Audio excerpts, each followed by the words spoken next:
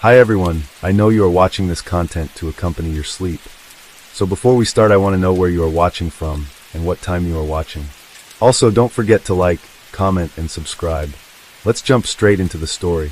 Story 1. In January 2008, a significant criminal case unfolded in the United States involving Shannon Wayne Agofsky, a federal inmate at the United States Penitentiary in Beaumont, Texas. Agofsky was accused of the brutal murder of his fellow inmate, Luther Plant. The incident occurred within the confines of the high-security facility, raising concerns about inmate safety and the effectiveness of prison security measures. The altercation between Agofsky and Plant escalated quickly.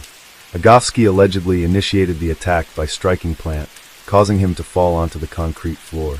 Seizing the opportunity, Agofsky continued his assault by repeatedly stomping on Plant's head and neck, actions that would later be described in court as both deliberate and malicious. The severity of the injuries inflicted led to Plant's death, marking a tragic end to the confrontation. The legal proceedings that followed were complex and closely watched.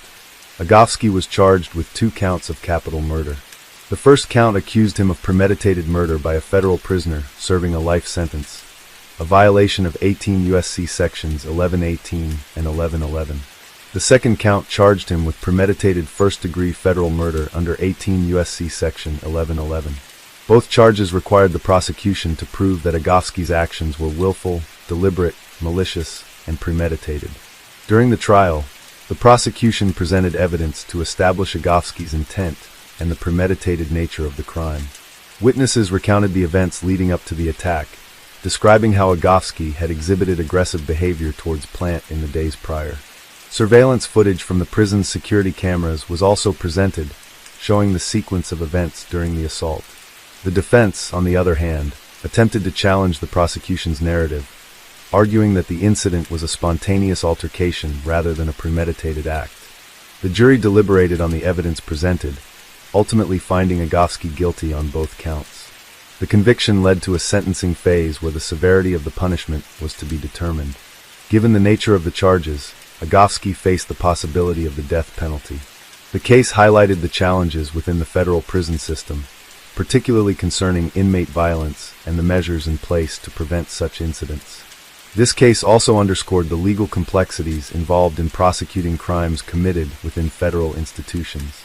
The application of federal statutes, the interpretation of intent and premeditation, and the procedures surrounding capital punishment were all pivotal aspects of the trial. The outcome of the case had significant implications, not only for Agofsky, but also for the broader discussions about justice and safety within the U.S. correctional system. The courtroom was packed with legal experts, journalists, and observers, all eager to witness the unfolding of a case that had captured national attention. The prosecution meticulously built its case against Shannon Wayne Agofsky, presenting a wealth of evidence that pointed to premeditation. They argued that Agofsky had not acted in the heat of the moment, but had instead planned the brutal killing of Luther Plant well in advance. Testimonies from correctional officers and fellow inmates painted a grim picture of Agofsky's temperament. He was known for his violent tendencies and his utter lack of remorse for his actions. Prosecutors described him as a dangerous individual who had no regard for human life, citing his past criminal record as further evidence of his capacity for violence. The defense, however, pushed back against these claims. They attempted to humanize Agofsky, portraying him as a product of his environment, a man who had been hardened by a life of crime and a harsh prison system that fostered hostility rather than rehabilitation. They insisted that the attack on Plant was not premeditated, but rather the result of a spontaneous outburst of aggression, fueled by the high tensions that naturally existed within a maximum security facility. The defense attorneys pointed out that prison life was brutal, with inmates often resorting to violence as a means of survival. They argued that while Agofsky's actions were undeniably horrific, they were not part of a calculated plan to commit murder. Despite the defense's efforts, the prosecution's evidence was overwhelming. Surveillance footage taken from the prison's security cameras was perhaps the most damning piece of evidence. The grainy black and white video showed the moment Agofsky attacked Plant, knocking him down before relentlessly stomping on his head and neck. The footage captured the sheer brutality of the assault, how Agofsky continued his attack even as Plant lay motionless on the cold concrete floor. There was no indication that he hesitated or reconsidered his actions, further reinforcing the prosecution's argument that the murder was deliberate. Witnesses also played a crucial role in solidifying the case against Agofsky. Fellow inmates testified that in the days leading up to the attack, Agofsky had made several remarks suggesting that he planned to harm Plant. One inmate recalled overhearing a conversation in which Agofsky boasted that he would take care of Plant soon. Another testified that Agofsky had been observed closely watching Plant's movements in the prison yard, as if waiting for the perfect moment to strike. Correctional officers who worked at the penitentiary also provided testimony, detailing Agofsky's history of disciplinary infractions and violent outbursts. They described him as an inmate who showed no hesitation in resorting to aggression when dealing with conflicts. The medical examiner's report further sealed Agofsky's fate. The autopsy revealed that Plant had suffered multiple skull fractures and severe trauma to his brain. The sheer force of the attack had caused irreversible damage, making survival impossible. The examiner concluded that the injuries were consistent with repeated blunt force trauma, specifically the kind inflicted by being stomped on with extreme force. The prosecution used this report to emphasize the brutality of the crime, arguing that no one could carry out such an act without the clear intent to kill. As the trial continued, the emotional toll on Plant's family became evident. His mother and sister attended every session, their grief palpable as they listened to the horrifying details of his murder. During the victim impact statements, Plant's mother addressed the court, her voice trembling as she described the pain of losing her son in such a violent manner. She spoke about how Plant had made mistakes in life, but had been trying to turn things around before his untimely death. Her words resonated with those in the courtroom, reminding everyone that the case was not just about legal arguments and evidence. It was about the loss of a human life. The jury deliberated for several hours before returning with a verdict. When the foreman announced that Agofsky was guilty on both counts of capital murder, there was a collective sense of relief among the prosecution and Plant's family. However, the case was far from over. The next phase of the trial would determine Agofsky's sentence. Given the severity of his crimes, the prosecution pushed for the death penalty, arguing that he posed a continued threat to society and that his actions warranted the ultimate punishment. The defense, on the other hand, urged the jury to consider a life sentence without the possibility of parole, contending that execution would not bring back the victim and would only perpetuate a cycle of violence. The sentencing phase would prove to be just as intense as the trial itself. The prosecution introduced additional evidence of Agofsky's violent past, detailing prior incidents in which he had attacked fellow inmates and correctional officers. They argued that he had repeatedly demonstrated an inability to rehabilitate, and that allowing him to live, even behind bars, would endanger others within the prison system. The defense countered with psychological evaluations that suggested Agofsky had suffered from untreated mental health issues for most of his life. They argued that rather than execution, he should be given a chance to live out his days in a controlled environment where he could receive treatment. As the proceedings continued, public opinion remained divided. Some saw Agofsky as the embodiment of irredeemable evil, a man who had committed an unspeakable act and deserved the harshest punishment available under the law. Others believed that the prison system itself had failed both Agofsky and Plant, fostering a climate of violence that had ultimately led to this tragic outcome. The media followed the case closely, with legal analysts debating whether the death penalty was justified in this instance. Agofsky himself remained mostly silent throughout the proceedings, showing little emotion even as his fate hung in the balance. As the final arguments were made, the jury prepared to make its decision, one that would determine whether Agofsky would spend the rest of his life in a prison cell or face execution by lethal injection. The weight of the case pressed heavily on everyone involved, and the courtroom braced for the conclusion of a trial that had already left a lasting impact on all who had witnessed it. The courtroom was silent as the jury filed back into their seats, their faces solemn and unreadable. The weight of their decision was evident in their measured steps, and the way some avoided looking directly at Shannon Wayne Agofsky. The judge, presiding over what had become one of the most closely watched federal cases of the year, called the court to order and asked the jury foreman to deliver the verdict on sentencing. Every eye in the room was fixed on the foreman as he unfolded the paper and cleared his throat. "We, the jury, find that the defendant, Shannon Wayne Agofsky, shall be sentenced to death by lethal injection." A collective exhale rippled through the courtroom. Some members of the victim's family gasped, clutching each other as tears streamed down their faces. The prosecution sat back in their chairs, their expressions reflecting a mixture of relief and exhaustion. The defense, on the other hand, remained motionless. Agofsky himself showed no reaction. He neither flinched nor spoke, simply staring straight ahead as though the ruling had been inevitable all along. The judge, acknowledging the jury's decision, turned toward Agofsky. He explained that the death penalty was not an easy sentence to impose, but the brutality of the crime, coupled with Agofsky's past record, had left no room for leniency. The judge recounted the details of the murder, the unprovoked attack, the ruthless nature of the assault, and the overwhelming evidence proving that it had been premeditated. He then issued the formal sentence. Agofsky would be transferred to death row at the United States Penitentiary in Terre Haute, Indiana, where he would remain until his execution date was set. As the gavel came down, signaling the conclusion of the trial, the tension in the room finally broke. The victim's mother sobbed into her hands, inconsolable despite the justice that had been served. Reporters rushed out of the courtroom, eager to relay the breaking news. Cameras flashed as Agofsky was led away in shackles by U.S. Marshals, his expression as blank as it had been throughout the trial. If he felt any remorse or fear, he didn't show it. Outside the courthouse, news stations broadcasted the verdict live, with legal analysts debating the case's significance. Some argued that Agofsky's execution would serve as a deterrent for future prison violence, while others believed that his death would do little to address the deeper systemic issues that plagued the correctional system. Civil rights groups voiced their opposition to the death penalty, calling it an outdated and flawed form of justice, while law and order advocates praised the jury for delivering the harshest possible sentence. In the weeks that followed, the case remained a focal point in national discussions about capital punishment and the conditions inside maximum security prisons.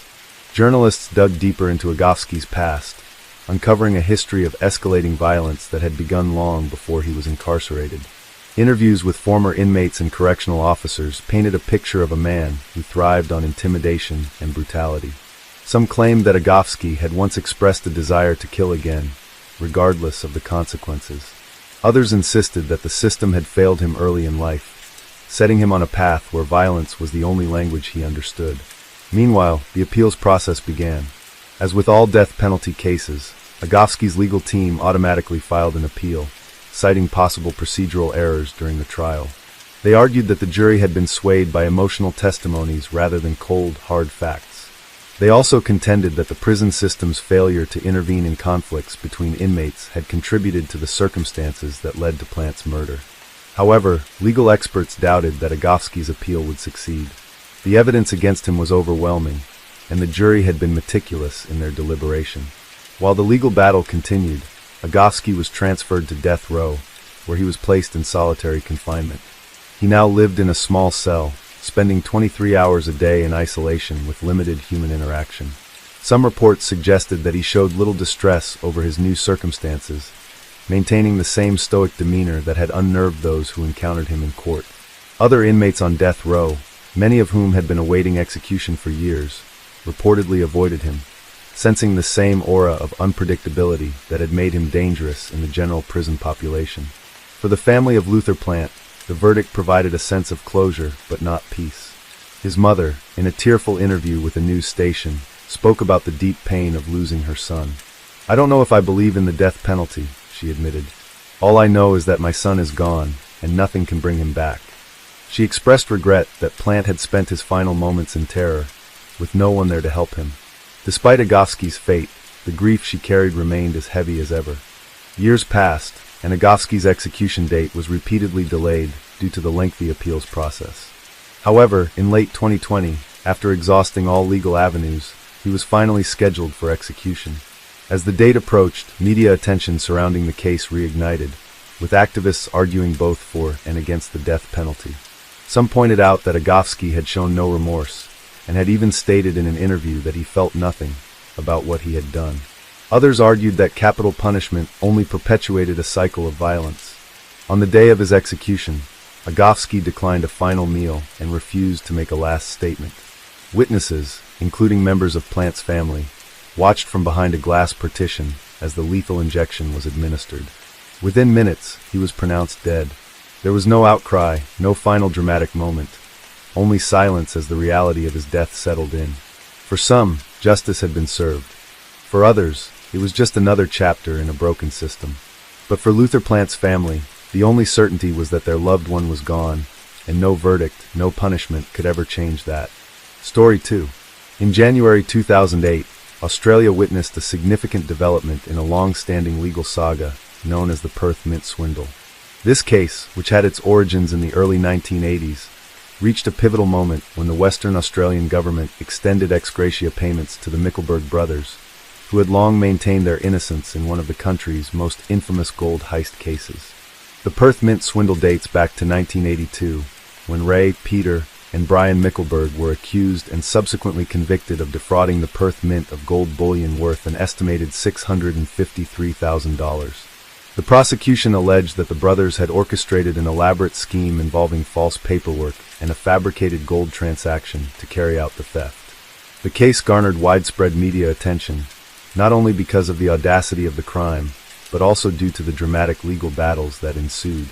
Throughout the years, the Mickelberg brothers steadfastly proclaimed their innocence, asserting that they had been framed by corrupt police officers. Their claims were bolstered by revelations of police misconduct, including allegations of fabricated evidence and coerced confessions. These assertions led to a series of appeals and legal challenges aimed at overturning their convictions. In a significant turn of events, the Western Australian Court of Criminal Appeal quashed the brothers' convictions in July 2004, citing concerns over the integrity of the original investigation and the conduct of the police involved. This decision was a vindication for the Mickelbergs, who had spent years fighting to clear their names. However, the quashing of their convictions did not immediately lead to compensation for the time they had spent imprisoned or the reputational damage they had suffered. The quest for justice continued, and in December 2007, the Western Australian Police issued a public apology to the Mickelberg brothers, acknowledging the wrongs committed against them. This apology was a significant gesture, recognizing the miscarriage of justice that had occurred. It set the stage for further remedial actions by the state. Building upon this acknowledgement, in January 2008, State Attorney General Jim McGinney offered ex gratia payments of $500,000 to each of the surviving Mickelberg brothers, Ray and Peter, as compensation for the injustice done to them. These payments were intended to provide some measure of restitution for the years of legal battles and personal suffering they had endured. The offer followed previous payments totaling $658,672, which had been made to cover the legal costs incurred during their appeals.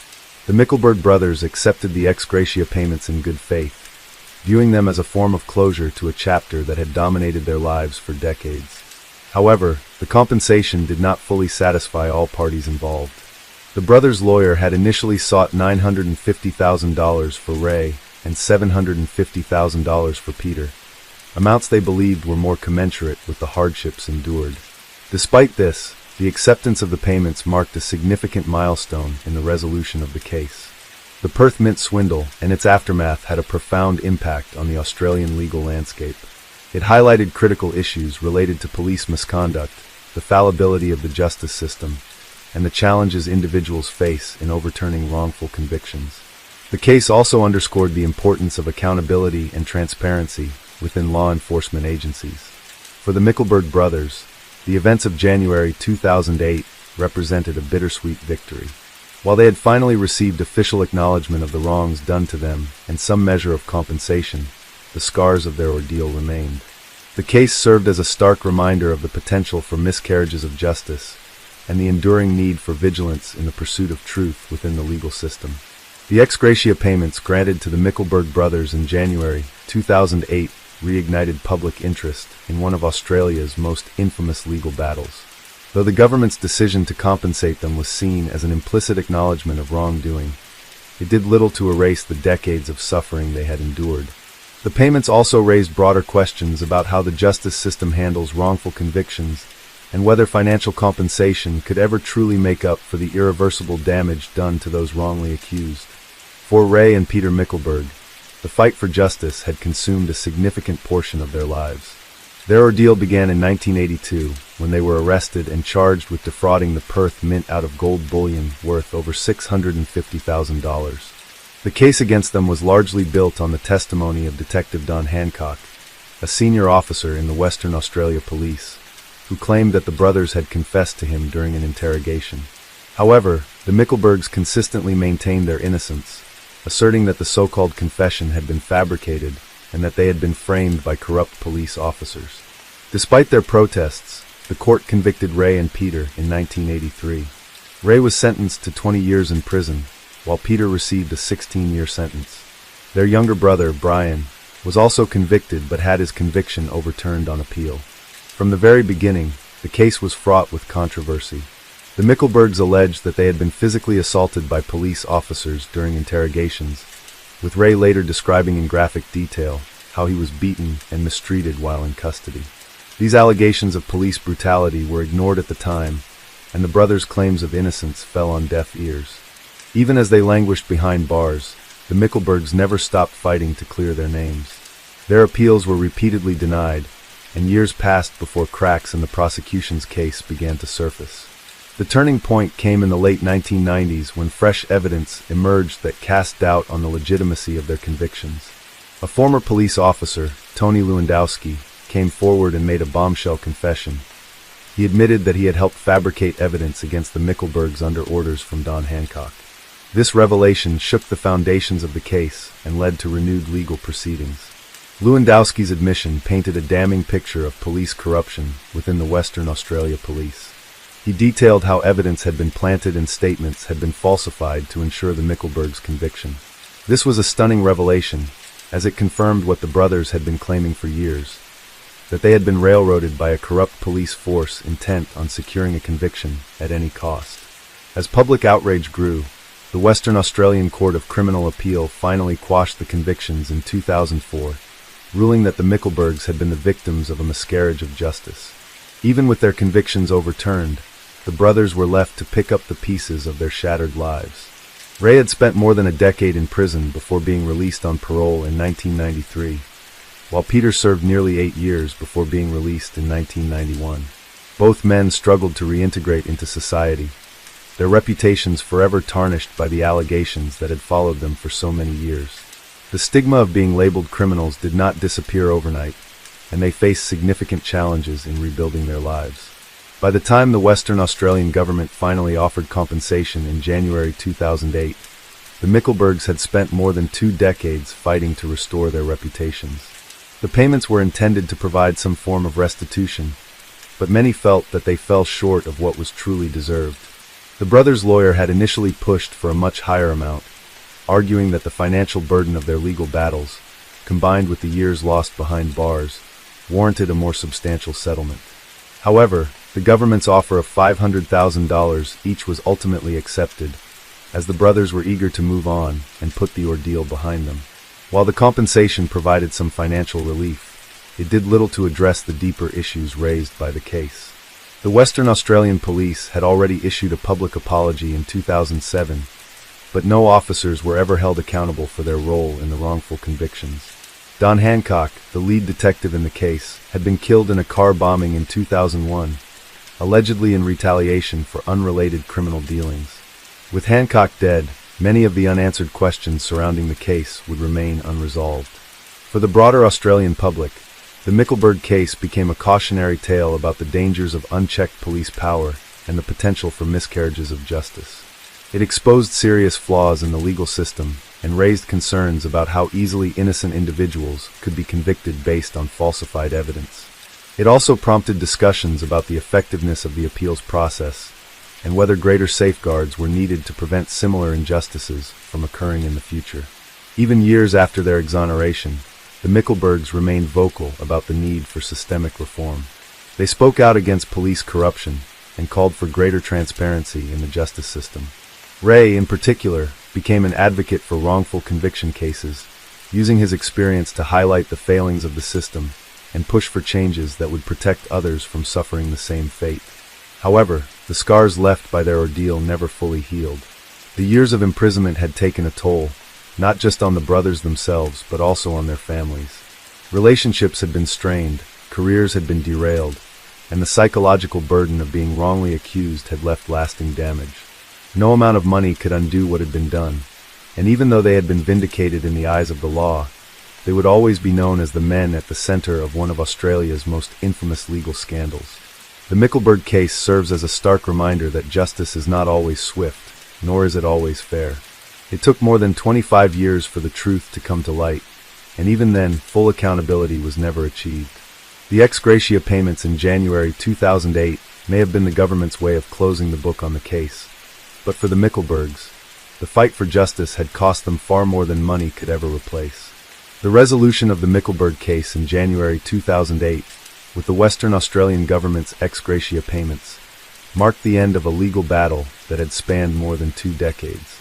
But while the financial compensation acknowledged the wrongful convictions and the suffering the brothers had endured, it did not erase the scars of their past. For Ray and Peter Mickelberg, the damage was irreparable.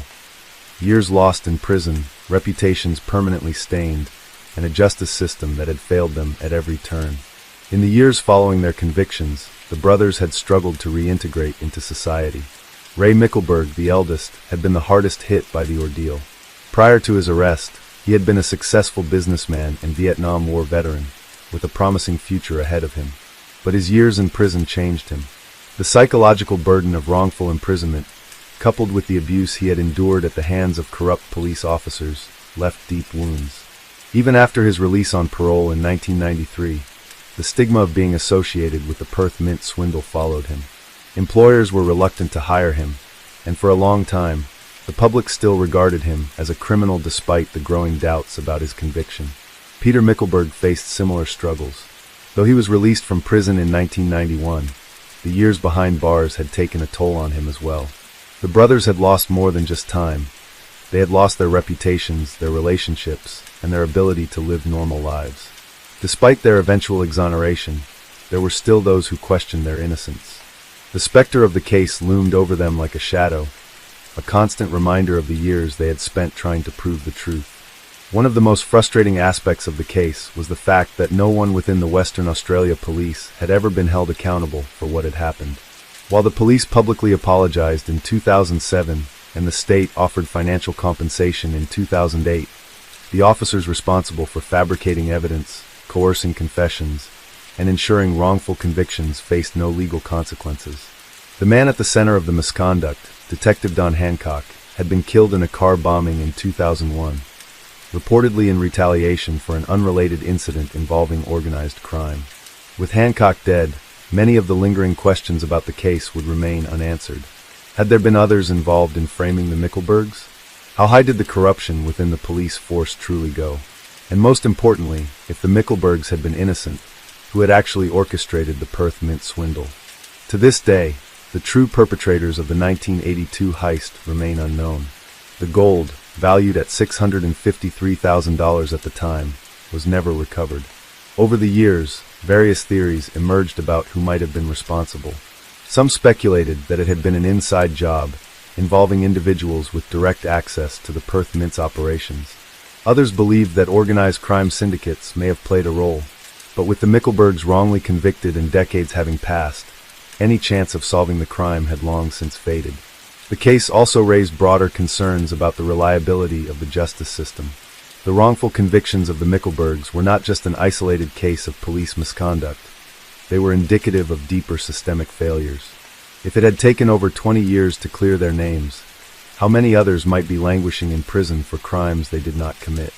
The revelations about fabricated evidence and corrupt police practices in Western Australia led to calls for greater oversight of law enforcement agencies. However, meaningful reforms were slow to materialize. Ray Mickelberg became an outspoken critic of the justice system in the years after his release.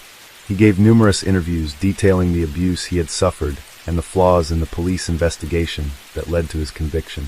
He spoke about the beatings he endured at the hands of officers, the psychological torment of wrongful imprisonment, and the difficulty of rebuilding his life after being released.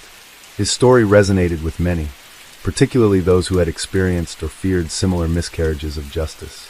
He also became an advocate for other wrongly convicted individuals, using his experience to highlight the dangers of unchecked police power.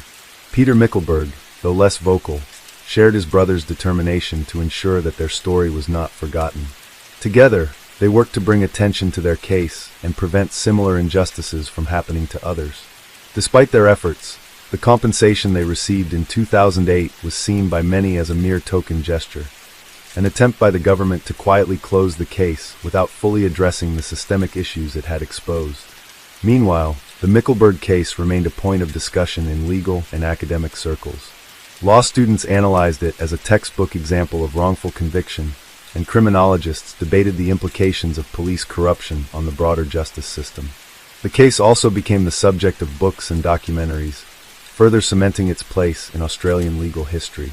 Even Hollywood took an interest, with the 1992 film The Great Gold Swindle dramatizing the events surrounding the heist and the subsequent trials. However, no dramatization could truly capture the real-life suffering the brothers had endured.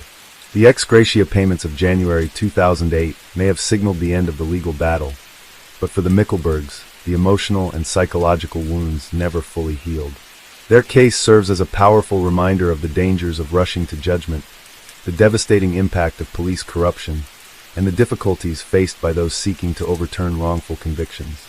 The Perth Mint swindle remains one of Australia's most infamous unsolved crimes, and the injustice suffered by the Mickelberg brothers will forever be a dark chapter in the nation's legal history. Though the brothers ultimately won their fight for justice, it came at a tremendous cost, one that no amount of money could ever truly compensate. Their story stands as both a cautionary tale and a testament to the resilience of those who refuse to give up in the face of overwhelming odds. And while they may have cleared their names in the eyes of the law, the haunting question remains. If the Mickelbergs didn't do it, then who did? Story 3. In January 2008, Singapore was gripped by the unfolding legal proceedings of a case that had captured national attention the previous year. The incident involved 20-year-old Dave Teo Ming, a full-time national serviceman, NSF, with the Singapore Armed Forces, SAF, who had unlawfully left his camp while armed, leading to a series of events that raised significant concerns about military security and public safety. On September 5, 2007, Teo was officially charged in the subordinate courts with unlawful possession of a firearm under the Arms Offences Act. His 21-year-old accomplice, Ong Boon Jun, faced charges of consorting with Teo while being aware that Teo possessed a firearm. Teo, who did not wish to plead guilty, faced a sentence ranging from 5 to 14 years imprisonment, with a mandatory minimum of 6 strokes of the cane for the charge he faced in court. A week later, Teo faced 2 additional charges, 1 count of possessing bullets illegally, and 1 count of using a knife to threaten his ex-girlfriend in an unrelated case. Ong was initially offered bail set at 50,000 Singapore dollars. However, due to his family's financial constraints, they were unable to raise the amount on short notice, leading Ong to voluntarily forego bail and remain in remand. Teo, on the other hand, was not offered bail, as he was deemed a significant risk to public safety should he be released, with concerns also arising about the possibility of him contacting other witnesses. In October 2007, Teo's case was transferred to the High Court for trial at a later date. During a preliminary hearing on November 27, 2007, Teo's counsel sought a reduction of his charges, potentially on the grounds of diminished responsibility, and was granted time until December 21 to submit psychiatric evidence to the court. Similarly, Ong's counsel requested a reduction of charges for their client. By January 2008, the legal proceedings had progressed to a point where Ong's case was scheduled to be heard separately in the subordinate courts, while Teo's case was set to proceed in the High Court. On February 14, 2008, it was reported that Ong intended to plead guilty to the charges against him, with his defense lawyer Amalat Singh planning to argue for the minimum penalty of 5 years imprisonment in mitigation during the upcoming trial. In April 2008, Teo was scheduled to stand trial on July 7, 2008 for the charges related to the AWOL incident, after the subordinate courts ruled in the preliminary hearing that a prima facie case had been established against him. The events leading up to these legal proceedings had begun on September 2, 2007, when Teo was reported missing from his camp, along with a SAR-21 assault rifle and several rounds of ammunition. His unauthorized absence and the missing weapon prompted a nationwide manhunt, with heightened security measures implemented across the island. The situation was particularly alarming given Singapore's stringent gun control laws and the rarity of firearm-related incidents in the country. Teo was eventually apprehended in the early hours of September 4, 2007 at the Orchard Cineleisure shopping mall, where he was found in possession of the stolen rifle. His arrest brought relief to the public, but also led to intense scrutiny of the SAF's security protocols and the mental health support provided to servicemen. As the legal proceedings continued into 2008, the case remained a focal point of public discourse, highlighting issues related to military discipline, mental health, and the responsibilities of national service. The outcomes of the trials were anticipated to have significant implications for policies within the SAF and the broader societal understanding of the pressures faced by young servicemen. The case of Dave Teo Ming serves as a poignant reminder of the complexities surrounding national service and the importance of comprehensive support systems for individuals serving in the military.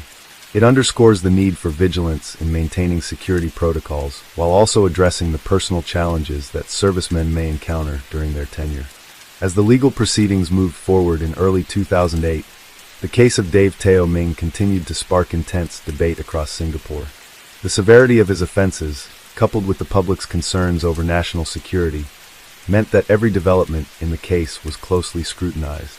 Singapore, known for its strict gun laws and low crime rate, was shaken by the idea that a full-time national serviceman, NSF, had managed to smuggle a deadly weapon out of an army camp and carry it through the city. It was not just a question of personal responsibility, but also one of systemic oversight. How had this happened, and could it happen again? The military and the government faced mounting pressure to address these questions. The Singapore Armed Forces, SAF, launched an internal investigation to determine how Teo had managed to bypass security checks and leave camp with a SAR-21 assault rifle and live ammunition. The findings, which were not made fully public, reportedly led to a tightening of security protocols and increased monitoring of servicemen, particularly those who displayed signs of psychological distress. However, these measures did little to quell the growing speculation about Teo's motives and mental state at the time of the incident. During court proceedings, Teo's defense attorneys sought to highlight his troubled past in an attempt to mitigate his sentence.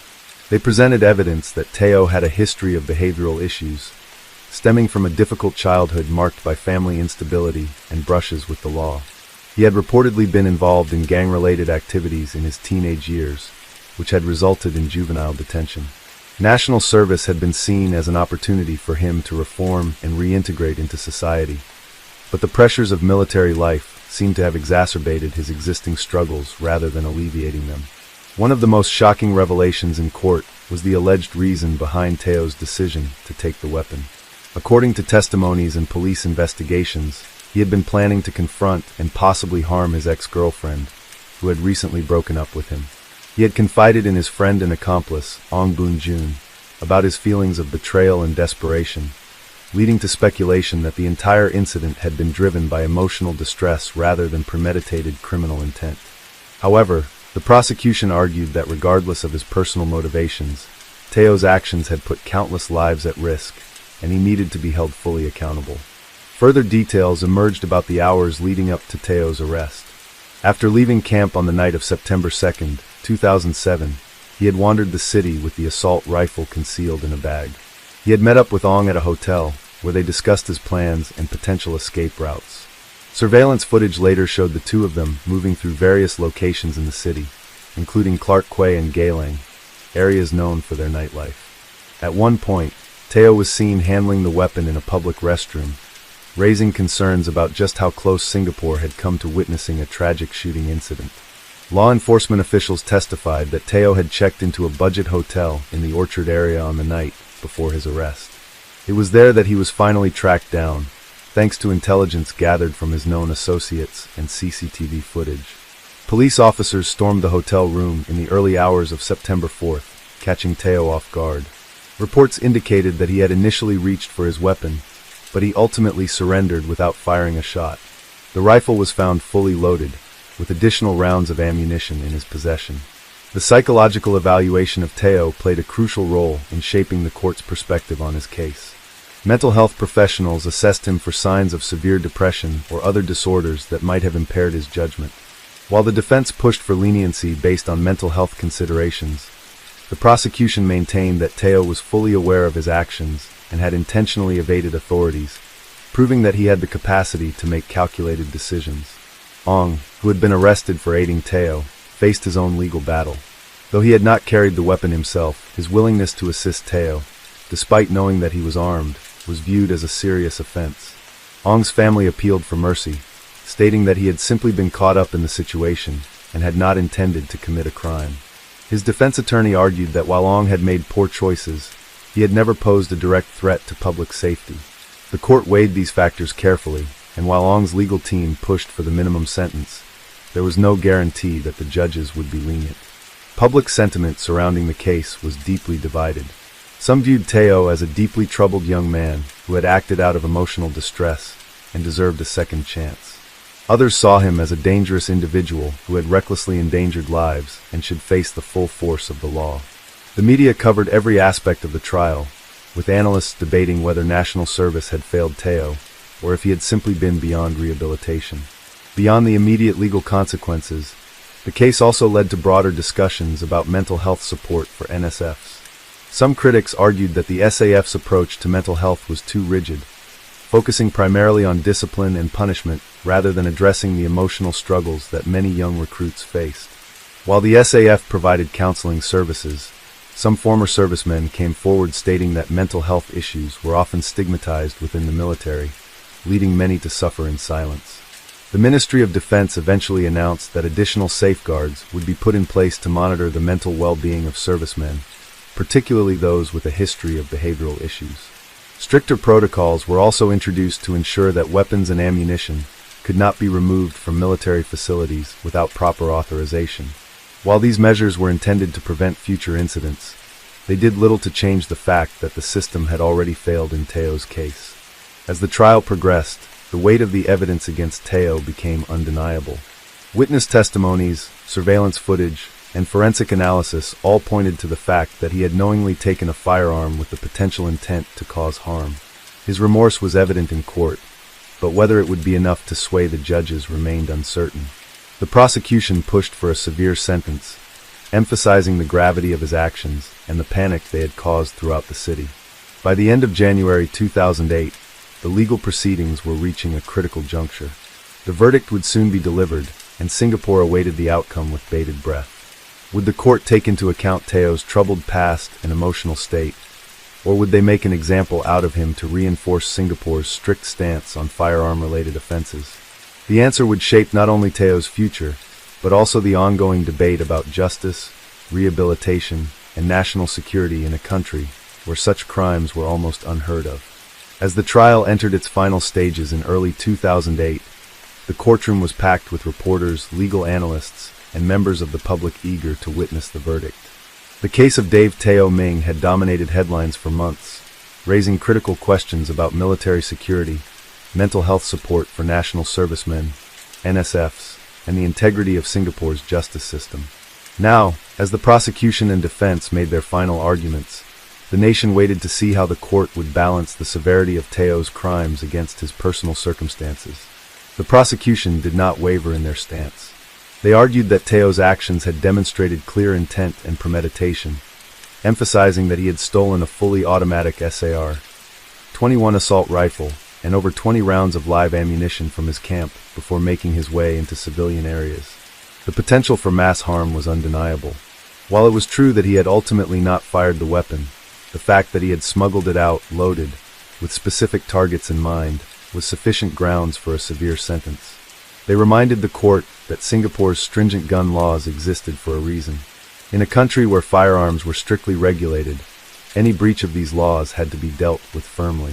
The prosecution insisted that a harsh sentence was necessary not only to punish Teo, but also to send a strong message that such breaches would not be tolerated. Allowing leniency in this case, they argued, could set a dangerous precedent.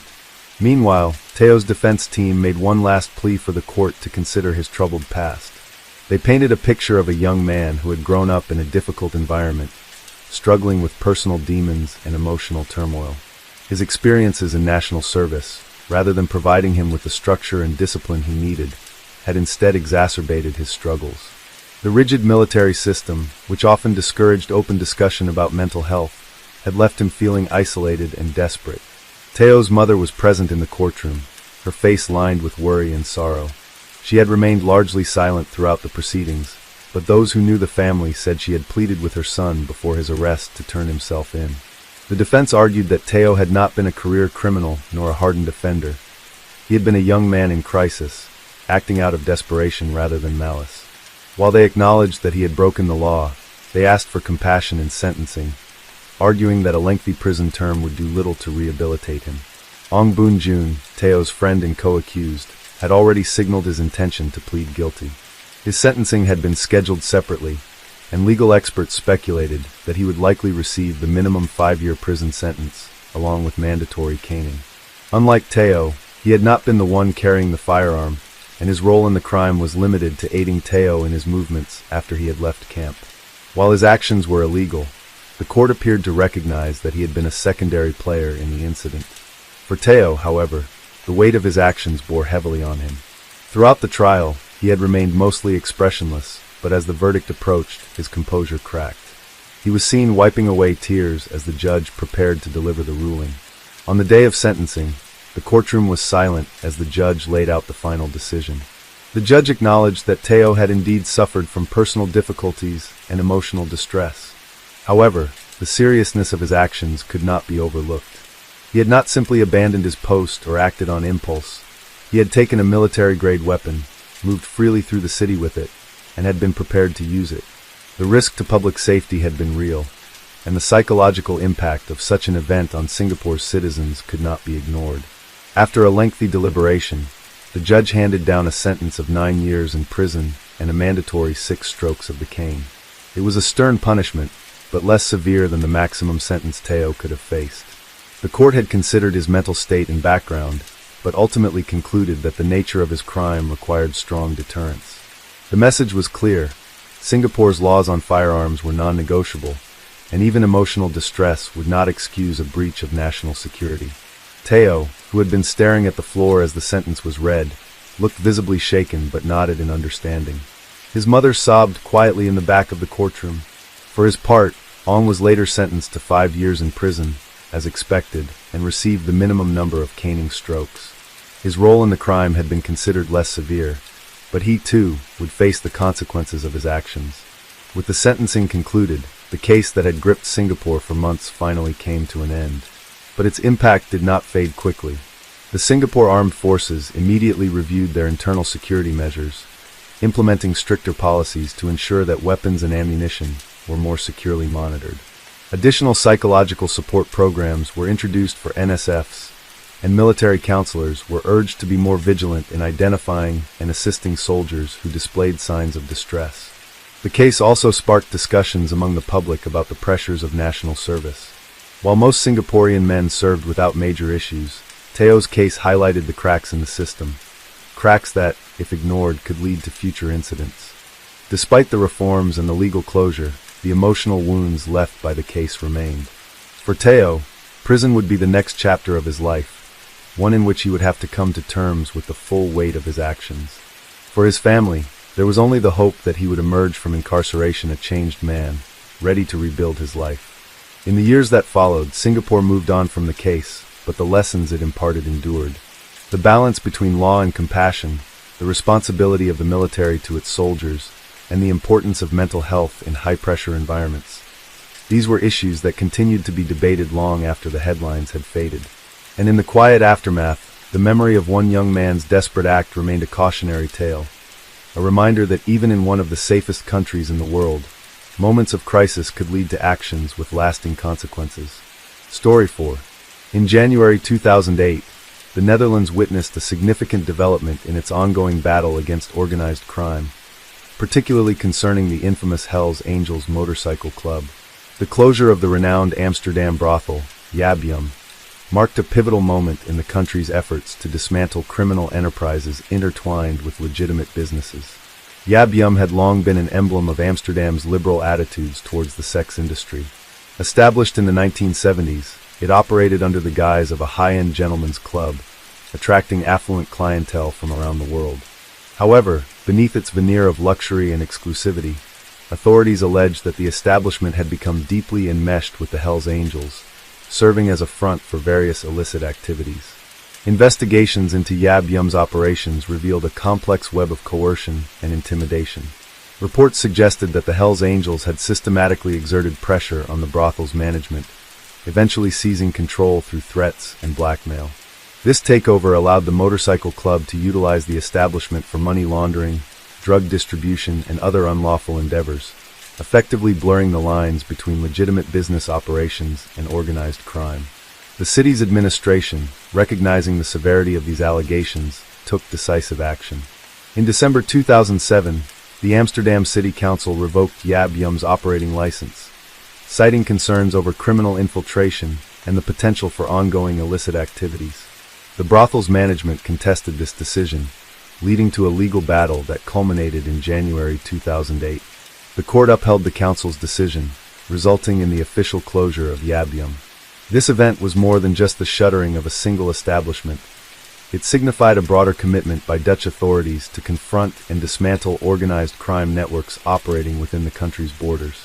The closure of Yab Yum sent a clear message that even institutions with long-standing histories and significant economic influence were not beyond the reach of the law. The aftermath of Yab Yum's closure prompted further scrutiny of other businesses suspected of harboring criminal elements. Law enforcement agencies intensified their efforts, conducting raids and investigations targeting establishments linked to organized crime.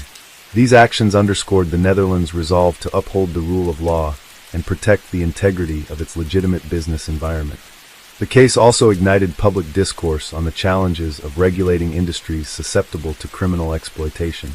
While the Netherlands had long been recognized for its pragmatic approach to the sex industry, the Yab Yum incident highlighted vulnerabilities within the regulatory framework. It became evident that a balance needed to be struck between maintaining a tolerant stance towards certain industries and ensuring robust oversight to prevent criminal infiltration. In the years following the closure, Amsterdam implemented stricter regulations and oversight mechanisms for businesses operating in sectors deemed at risk for criminal exploitation. These measures included more rigorous background checks for license applicants, enhanced financial transparency requirements, and increased collaboration between law enforcement and regulatory agencies. The Yab Yum case serves as a cautionary tale of how organized crime can infiltrate and corrupt legitimate enterprises. It underscores the necessity for constant vigilance, adaptive regulatory frameworks, and unwavering enforcement to safeguard society from the insidious influence of criminal organizations. As of today, the legacy of Yab Yum remains a poignant reminder of the complexities inherent in balancing liberal social policies with the imperative of preventing and combating organized crime. The lessons learned from this case continue to inform policy decisions and law enforcement strategies in the Netherlands and beyond. The closure of Yab Yum in January 2008 was not just an isolated event. It was the culmination of years of investigations, legal battles, and behind-the-scenes power struggles between law enforcement agencies and organized crime groups in the Netherlands. The involvement of the Hells Angels had been suspected for years, but proving it had been an uphill battle for authorities.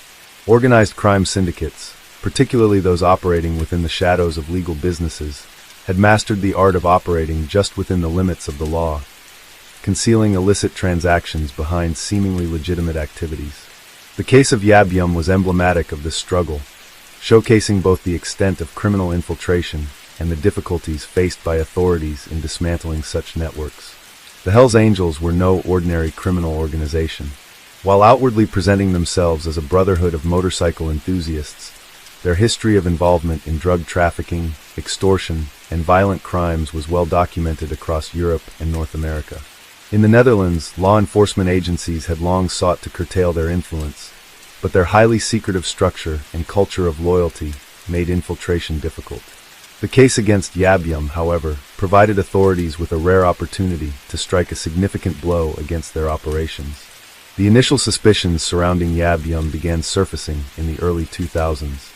Financial irregularities had been noticed in the brothel's records, but the true nature of its connections to organized crime only became apparent after a series of reports from anonymous sources. Former employees, some of whom had fled the country out of fear, began providing law enforcement with disturbing accounts of coercion, blackmail, and outright threats made by Hells Angels members against both staff and management.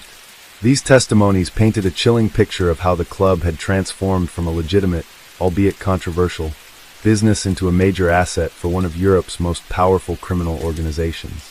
One of the most damning pieces of evidence in the case was the testimony of a former security staff member who had been recruited to work at Yab Yum under the assumption that he would simply be managing the venue's safety. What he had not anticipated, however, was that his true role would involve enforcing the unwritten rules set by the Hells Angels, rules that included ensuring that employees did not speak out, intimidating customers who failed to cooperate, and occasionally handling large sums of cash that were never recorded in the club's official books. His eventual defection and cooperation with law enforcement marked a turning point in the case. Despite this breakthrough, bringing the case to court was no easy feat. Lawyers representing Yab Yum's management argued that while the establishment may have had its fair share of unsavory patrons, there was no concrete evidence proving that it was directly controlled by a criminal organization. They contended that the brothel had operated within the legal framework established by Dutch authorities, and that shutting it down would set a dangerous precedent for other businesses in the country. However, authorities had gathered enough circumstantial and direct evidence to counter these claims. Investigators had uncovered links between the club's finances and known members of the Hells Angels, with large sums of money flowing between the two entities. Wiretaps and surveillance footage further supported the assertion that Yab Yum was no longer just a high-end brothel. It was a fully operational front for organized crime. Additionally, interviews with former employees and financial analysts provided clear indications that money laundering was taking place on a significant scale. The legal battle reached its peak in late 2007, when the Amsterdam City Council formally moved to revoke Yab Yum's operating license. The club's owners fought back, filing appeals and claiming that they were being unfairly targeted. But with mounting pressure from law enforcement and government officials, the courts ruled against them in January 2008. The verdict was decisive. Yab Yum's license was permanently revoked, and its doors were officially closed. The closure of Yab Yum sent shockwaves throughout the country. It was a stark reminder that even in a nation known for its pragmatic approach to vice industries, the law remained firmly in place. More significantly, it demonstrated that the government was willing to take bold steps to dismantle criminal networks, even if those networks had deeply embedded themselves within seemingly legitimate businesses. However, shutting down Yab Yum was not the end of the fight. It was merely the beginning of a broader crackdown on organized crime in the Netherlands. In the weeks following the brothel's closure, authorities ramped up their efforts against criminal enterprises linked to the Hells Angels. Several other businesses suspected of serving as fronts for illegal activities were raided, and multiple arrests were made. But as law enforcement celebrated these victories, many within the criminal underworld simply adapted. The closure of Yab Yum disrupted certain revenue streams, but it did not eliminate the demand for illegal services. Some former clients of the brothel simply moved to other establishments, many of which operated in even more clandestine manners. In the years that followed, the Netherlands saw a shift in how organized crime groups operated, with many becoming more sophisticated in concealing their activities. Meanwhile, public reaction to the case remained divided. While many applauded the government's decision to take decisive action against Yab Yum, others questioned whether the closure truly addressed the root of the problem. Critics argued that while shutting down one business might temporarily disrupt criminal operations, it did little to dismantle the larger networks that enabled these activities in the first place. The controversy also raised questions about the broader implications for Amsterdam's sex industry. Would other legal brothels face similar crackdowns? Would stricter regulations lead to a rise in underground operations that were even harder to police? And most importantly, could the government truly prevent criminal elements from infiltrating other businesses in the future? Despite these uncertainties, one thing was clear. The closure of Yab Yum was a watershed moment in the Netherlands' ongoing fight against organized crime. It sent a powerful message that no business, no matter how iconic or established, was beyond the reach of the law. And while the battle against criminal organizations continued, authorities remained committed to ensuring that such enterprises had fewer opportunities to thrive in the country's legitimate economy. As the dust settled in the wake of Yab Yum's closure, investigations continued. Some members of the Hells Angels who had been linked to the case faced legal consequences, while others remained elusive. The Dutch government, recognizing the need for stronger oversight, began implementing stricter regulations for industries known to be vulnerable to criminal infiltration. But even as new policies were put in place, many knew that the fight was far from over. Organized crime was an ever-evolving force, constantly adapting to new challenges and finding new ways to exploit loopholes in the system. The closure of Yab Yum had been a victory, but it was just one battle in a much larger war. one that would require vigilance, innovation, and unwavering commitment in the years to come. The aftermath of Yab Yum's closure in January 2008 extended far beyond the walls of the infamous brothel itself. The case had not only exposed the deep infiltration of organized crime into Amsterdam's sex industry, but also raised serious concerns about how criminal organizations operated within the broader Dutch economy. As the government worked to ensure that the lessons from the case were not ignored, new investigations, policies, and enforcement strategies were put into place. Yet, even as law enforcement agencies celebrated a significant victory, the underworld was already adapting, shifting its operations to remain one step ahead of the authorities. In the weeks following the court's decision, former employees of Yab Yum came forward with more disturbing accounts of coercion, intimidation, and violence linked to the Hells Angels. Women who had worked at the brothel described how, over the years, control had slowly slipped from legitimate management to men associated with the motorcycle club. What had once been a high-end establishment catering to wealthy businessmen and tourists had become a heavily controlled criminal enterprise, with earnings funneled into money laundering schemes and illicit trade networks. Several employees recounted how they had been threatened with violence if they refused to cooperate, and some had even been forced to leave the country out of fear for their safety. Law enforcement had suspected for years that organized crime groups were using legitimate businesses to launder money, but Yab Yum provided one of the clearest examples of just how deeply embedded these networks had become. The Dutch authorities, already facing international scrutiny over their liberal policies on drugs and prostitution, now found themselves under pressure to take even stronger action. The government moved swiftly, launching additional investigations into other businesses suspected of being fronts for criminal operations. One of the key responses to the Yab Yum scandal was a renewed focus on financial transparency within the country's vice industries. The city of Amsterdam implemented stricter regulations for brothels, requiring more rigorous background checks for business owners, more frequent financial audits, and increased cooperation between law enforcement agencies and financial watchdogs. The authorities also expanded their use of forensic accounting techniques to track suspicious financial transactions, hoping to cut off the flow of illicit funds before they could be laundered through legal channels. However, despite these efforts, the Hells Angels and other criminal organizations were far from defeated. As Yab Yum was shut down, new underground operations sprang up, many of them far less visible and far more difficult to regulate. Illegal brothels, operating out of discreet apartments and unmarked buildings, began to flourish. Unlike legal establishments, these underground operations were far more dangerous for workers, as they lacked even the minimal protections that licensed brothels had provided. Reports surfaced of increased human trafficking, with vulnerable women being exploited by crime syndicates that had simply shifted their operations out of public view. Meanwhile, the legal battles surrounding Yab Yum continued for months after its closure. The brothel's former management attempted multiple appeals, arguing that the government had unfairly targeted them while allowing other questionable businesses to continue operating. They claimed that while criminal elements may have attempted to exert influence, the establishment itself had not been complicit in illegal activities. Their appeals were ultimately rejected, but the case set off a broader debate in Dutch society about the relationship between legal businesses and organized crime. Beyond the sex industry, the closure of Yab Yum also prompted authorities to take a closer look at other sectors where criminal organizations were believed to be active. Law enforcement agencies expanded their investigations into bars, nightclubs, and even seemingly legitimate investment firms that were suspected of being used to launder money. Several high-profile raids took place in the months following Yab Yum's closure, leading to multiple arrests and the seizure of millions of euros in illicit assets.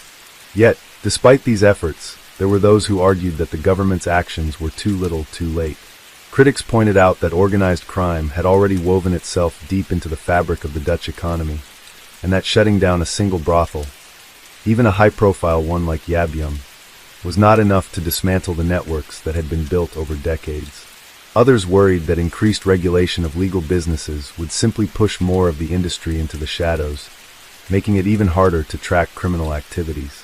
One of the most lasting consequences of the Yab Yum case was its impact on the public perception of organized crime in the Netherlands. For years, many Dutch citizens had viewed the country's liberal policies on drugs and prostitution as relatively harmless, an approach that kept such activities visible and, therefore, somewhat under control.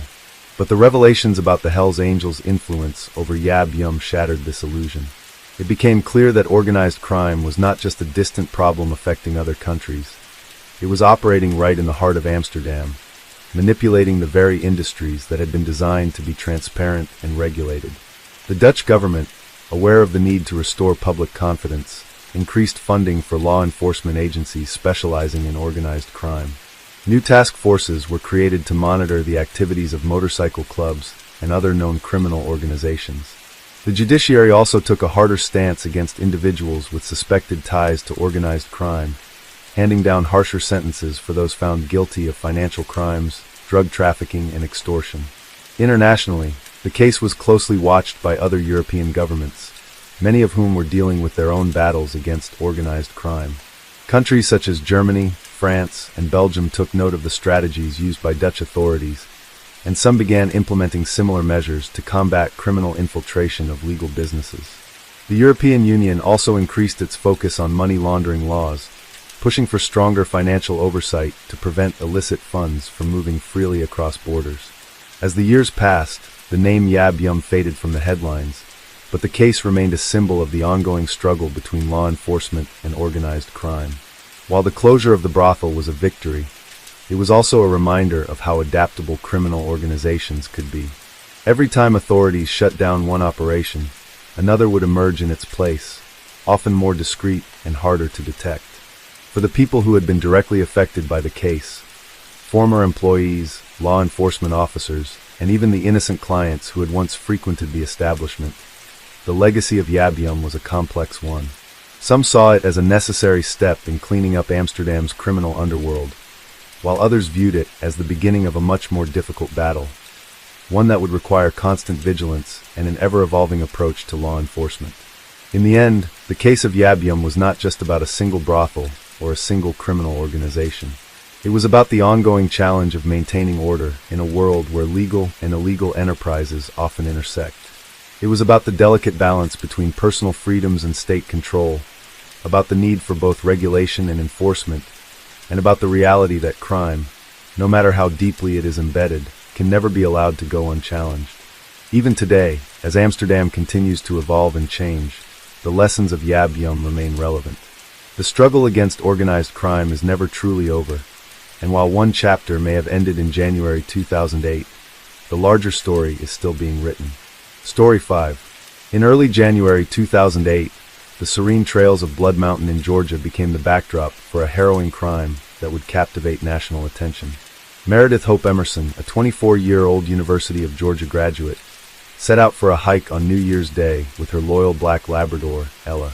Known for her adventurous spirit and love for the outdoors, Meredith's decision to explore the Appalachian Trail was not out of character.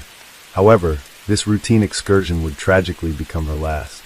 Witnesses later recounted seeing Meredith accompanied by an older man with a reddish dog along the Freeman Trail, a popular path leading to the summit of Blood Mountain.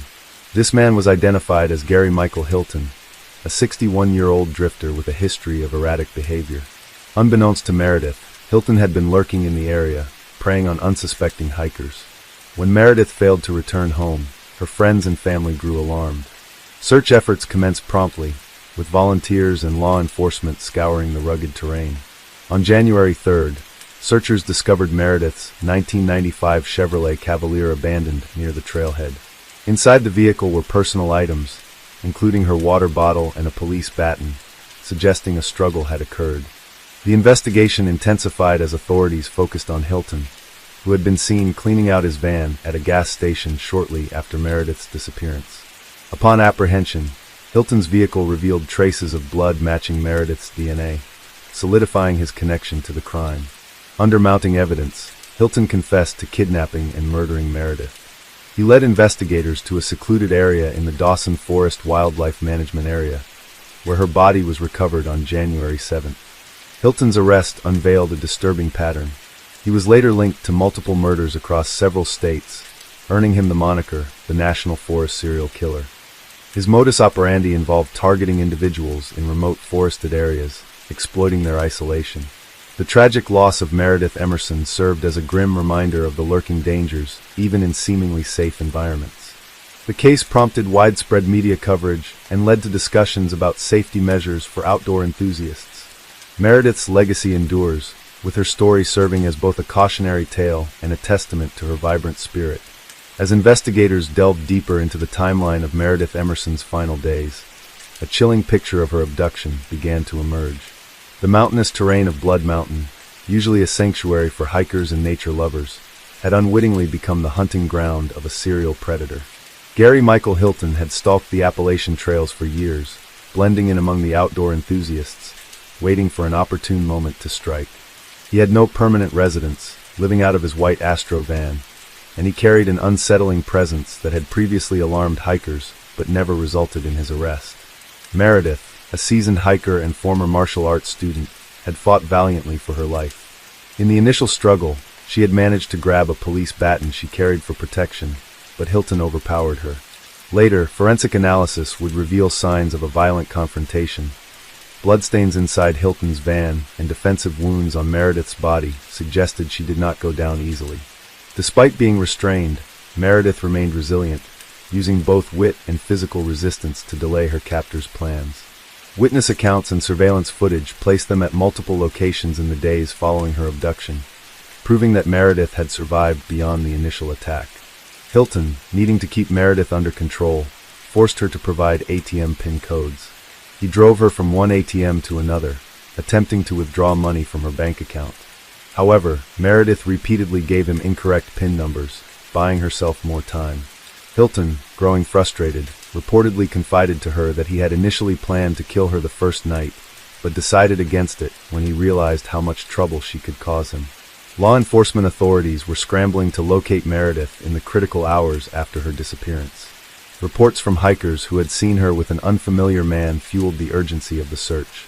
The Georgia Bureau of Investigation (GBI) worked alongside local law enforcement, tracking Hilton's movements. The break came when a local gas station attendant in Cumming, Georgia, reported seeing Hilton meticulously scrubbing out his van, discarding items into a trash bin. A sharp-eyed bystander, familiar with the missing person case, provided police with a crucial tip leading them to Hilton. When officers finally caught up with him on January 4th, Hilton appeared calm, almost indifferent. But inside his van, forensic teams uncovered damning evidence: a blood-stained piece of Meredith's clothing, strands of her hair, and weapons. When confronted with the evidence, Hilton initially denied involvement, but as investigators pressed him, the facade crumbled. He eventually confessed, but his statements revealed the calculated and remorseless mind of a killer. According to Hilton, he had kept Meredith alive for nearly 4 days before making the decision to kill her. He claimed that he had initially considered releasing her, but feared that she would be able to identify him. In an act of what investigators later described as both methodical and cruel, Hilton led Meredith into the dense woods of Dawson Forest. There, in a secluded area far from any trail or road, he forced her to kneel before striking her repeatedly in the head with a car jack handle. He later claimed he did not want her to suffer, as though his decision to use blunt force rather than a gunshot were an act of mercy. After ensuring she was dead, Hilton decapitated her body in an effort to conceal evidence. He placed her severed head and other body parts into plastic bags and attempted to scatter them in different areas of the forest. The gruesome and calculated nature of his actions shocked even the most seasoned investigators. Hilton's confession led law enforcement to the tragic discovery of Meredith's remains on January 7th. News of her murder sent ripples of grief throughout Georgia and beyond. The vibrant young woman, known for her infectious smile and love of life, had fallen victim to a man who had long been a predator lurking in plain sight. As Hilton sat in custody, investigators realized they had more than just a single murder case on their hands. Authorities in Florida, North Carolina, and other southeastern states began to re-examine unsolved missing persons cases linked to remote hiking areas. The more they uncovered, the more they suspected that Meredith's murder was not an isolated event, but part of a much broader pattern. One such case was the disappearance of Cheryl Dunlap, a 46-year-old nurse and Sunday school teacher from Florida. She had vanished in December 2007, just weeks before Meredith's murder, under eerily similar circumstances. Witnesses had reported seeing her car abandoned near a national forest, and security cameras captured an unknown man, later identified as Hilton, attempting to withdraw money from her bank account. Cheryl's body was eventually found, with signs of a brutal attack that mirrored Meredith's case. With the evidence mounting, Hilton was formally charged not only for Meredith Emerson's murder, but also for multiple other crimes across state lines. His past revealed an alarming history of violence, manipulation, and drifting between small towns and wilderness areas, always targeting those who were vulnerable and alone. Meredith's case became a turning point in the public's awareness of how dangerous national parks and remote hiking trails could be. While the Appalachian Trail and other wilderness areas had long been regarded as places of peace and solitude, they were not immune to the presence of predators like Hilton. In the months following her murder, Georgia law enforcement agencies implemented new safety measures for hikers, including increased patrols and greater public awareness campaigns about self-defense in remote locations. Her family and friends worked tirelessly to honor her legacy. The Meredith Hope Emerson Foundation was established, advocating for victims' rights and wilderness safety. Her beloved dog, Ella, survived the ordeal and was later adopted by one of Meredith's close friends, serving as a living reminder of her warmth and courage. Even as Hilton awaited trial, the full extent of his crimes remained under investigation. The true number of victims he had claimed may never be known. But what was certain was that his reign of terror had come to an end, and justice for Meredith Emerson was about to be served. Gary Michael Hilton's trial in Georgia was swift and decisive. The overwhelming evidence against him, combined with his own confession, left little room for doubt. In January 2008, just weeks after Meredith Emerson's murder, Hilton agreed to plead guilty to her kidnapping and killing in exchange for a life sentence without the possibility of parole. The plea deal was, in part, an effort to spare Meredith's family the agony of a prolonged trial and to prevent the possibility of Hilton appealing a death sentence. However, the resolution of the Georgia case did not mean the end of Hilton's legal troubles. Investigators in Florida and North Carolina were determined to hold him accountable for other murders that bore striking similarities to Meredith's case. Their pursuit of justice led to a much darker revelation. Hilton had been a serial killer, preying on unsuspecting hikers across the southeastern United States for years. One of the most significant cases tied to Hilton was the brutal murder of Cheryl Dunlap, a 46-year-old nurse and Sunday school teacher from Florida. She had disappeared in December 2007, just weeks before Meredith's killing. Her car had been found abandoned near the Apalachicola National Forest, and her body was later discovered in the woods. Like Meredith, she had been held captive before being murdered, and her body had been decapitated in an apparent effort to hinder identification. Surveillance footage showed Hilton attempting to withdraw money from her bank account at an ATM, just as he had done with Meredith. Unlike in Georgia, Florida prosecutors sought the death penalty for Hilton. The case went to trial in February 2011, and the jury heard chilling details about Cheryl's final days. Forensic evidence, witness testimony, and Hilton's own incriminating statements left no doubt about his guilt. After deliberating for just a few hours, the jury returned with a guilty verdict. Hilton was sentenced to death for Cheryl Dunlap's murder, marking the first official capital punishment ruling against him. As Hilton sat on death row in Florida, North Carolina prosecutors prepared to charge him for yet another murder, that of John and Irene Bryant, a couple in their 80s who had gone missing in the Pisgah National Forest in October 2007. The Bryants, both experienced hikers, had vanished under suspicious circumstances. Irene's body was discovered first, showing evidence of blunt force trauma, while John's remains were found months later. Hilton had again used his familiar tactic, forcing his victims to provide ATM PIN codes before killing them. Bank records and surveillance footage placed him near the scenes of the crimes, strengthening the case against him. The horrifying realization that Hilton had been hunting in national parks for years sent shockwaves through law enforcement agencies and the public. He had carefully chosen his victims, targeting those who were alone or in secluded areas, places where screams would go unheard and where law enforcement presence was minimal. Meredith Emerson's case, in particular, had exposed just how dangerous these remote hiking trails could be. Her story led to heightened safety awareness campaigns across the Appalachian Trail and other popular hiking destinations. Local authorities began installing more security cameras at trailheads, distributing safety pamphlets, and urging hikers to travel in groups rather than alone. The impact of Meredith's case was profound. She had unknowingly become the catalyst for increased outdoor safety measures nationwide. Despite his multiple convictions and the death sentence he received in Florida, Hilton remained a subject of interest in other cold cases. Authorities across the southeastern United States combed through missing persons reports, attempting to determine if he had claimed more victims than those officially linked to him. His transient lifestyle, lack of strong ties to any one place, and ability to move undetected made it difficult to establish the full extent of his crimes. As Hilton languished on death row, Meredith's family and friends worked tirelessly to ensure that her legacy would not be defined solely by her tragic death. They established the Meredith Hope Emerson Memorial Fund, dedicated to supporting organizations that promoted outdoor safety and self-defense training for women. Her memory also lived on through the countless hikers who carried her story with them, using her fate as a reminder to remain vigilant while exploring the wilderness.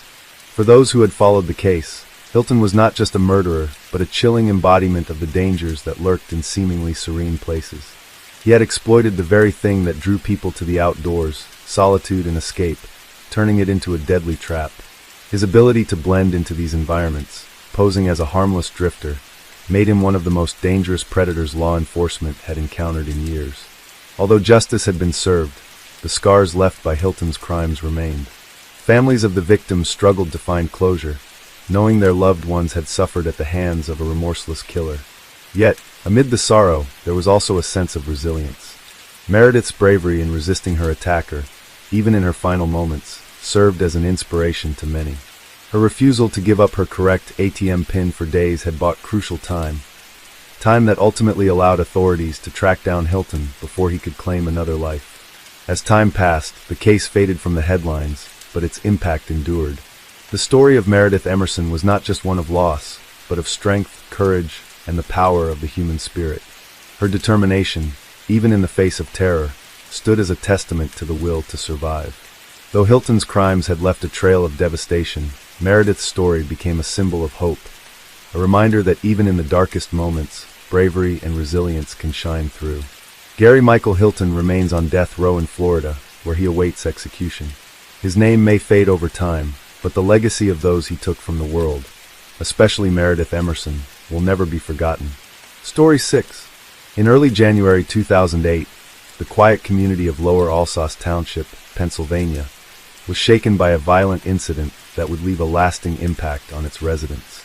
Antietam Middle Senior High School, known for its close-knit student body and dedicated faculty, became the unexpected scene of a harrowing attack that highlighted the vulnerabilities present even in seemingly safe environments.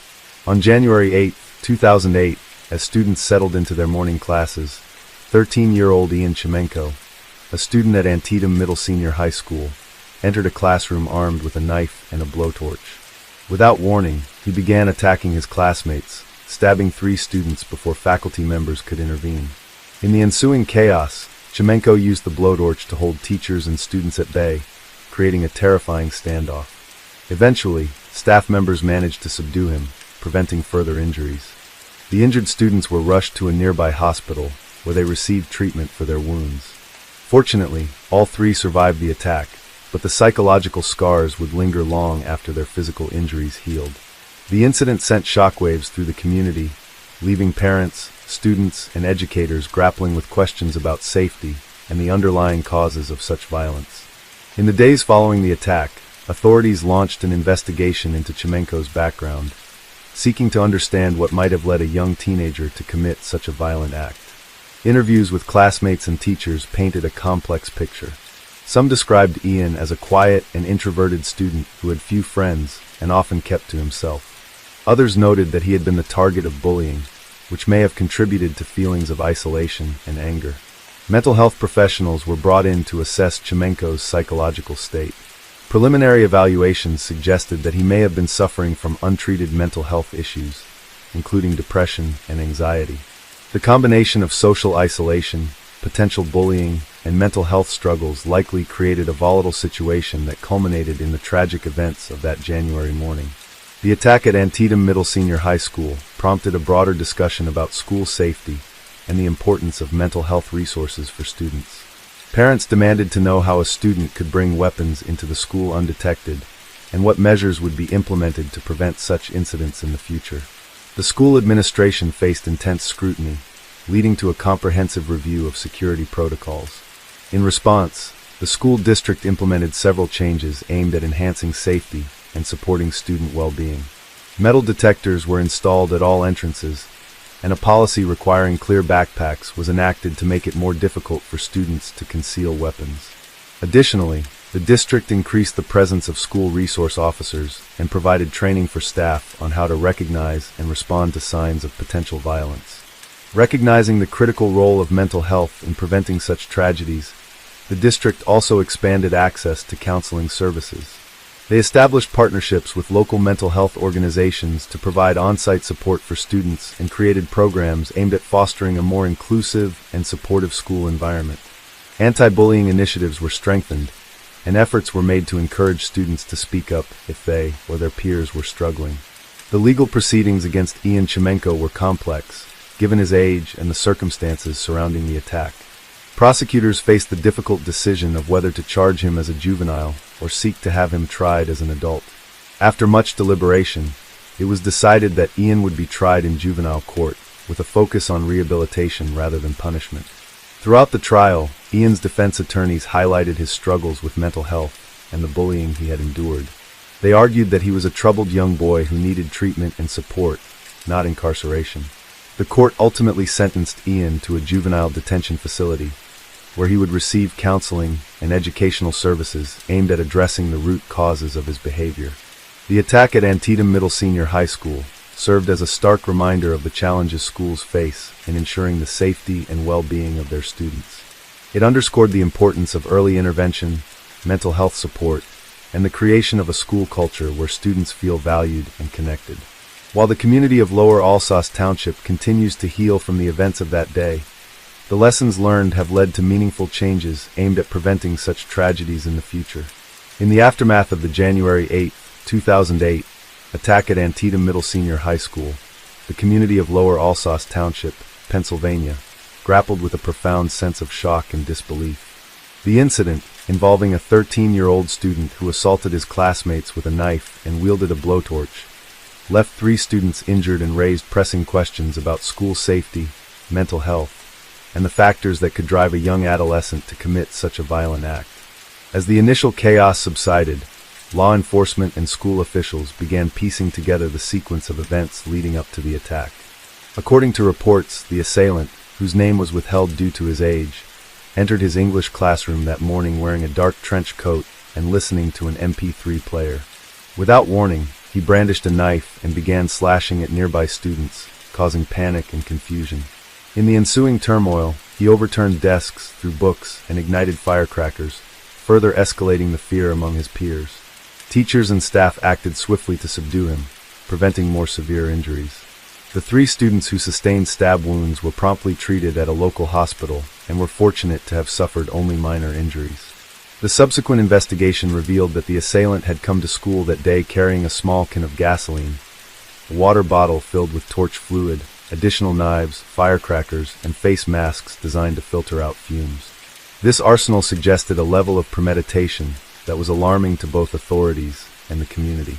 Central Berks Regional Police Sergeant Ronald Uksinski announced that the boy faced multiple charges, including 4 counts of aggravated assault, recklessly endangering another person, causing or risking a catastrophe, criminal intent to commit criminal mischief, and possession of a weapon on school property. He was subsequently detained at the Berks County Juvenile Detention Center, pending further legal proceedings.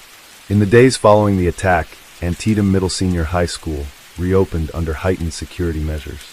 Police officers were stationed at the single accessible entrance, utilizing handheld metal detectors to screen each student. Bags were thoroughly searched, resulting in the confiscation of minor contraband items, such as pocket knives, though nothing of serious concern was found. Officer Ray Seraphin noted that the screening process proceeded smoothly, with all students being checked prior to entering the building. The incident prompted a broader discussion within the community about the adequacy of existing safety protocols and the importance of addressing mental health issues among students. Parents and educators alike questioned how a student could bring such an array of weapons into the school unnoticed, and what could be done to prevent similar incidents in the future. The school administration faced scrutiny over their security measures, leading to a comprehensive review and the implementation of stricter policies. Mental health professionals were brought in to assess the assailant's psychological state. Preliminary evaluations suggested that he may have been experiencing significant emotional distress, possibly exacerbated by social isolation or bullying. These findings underscored the need for early intervention and support systems within schools to identify and assist students who may be struggling. In response to the incident, the school district expanded access to counseling services and initiated programs aimed at fostering a more inclusive and supportive environment. Anti-bullying campaigns were strengthened, and efforts were made to encourage students to report any concerns about their peers' well-being.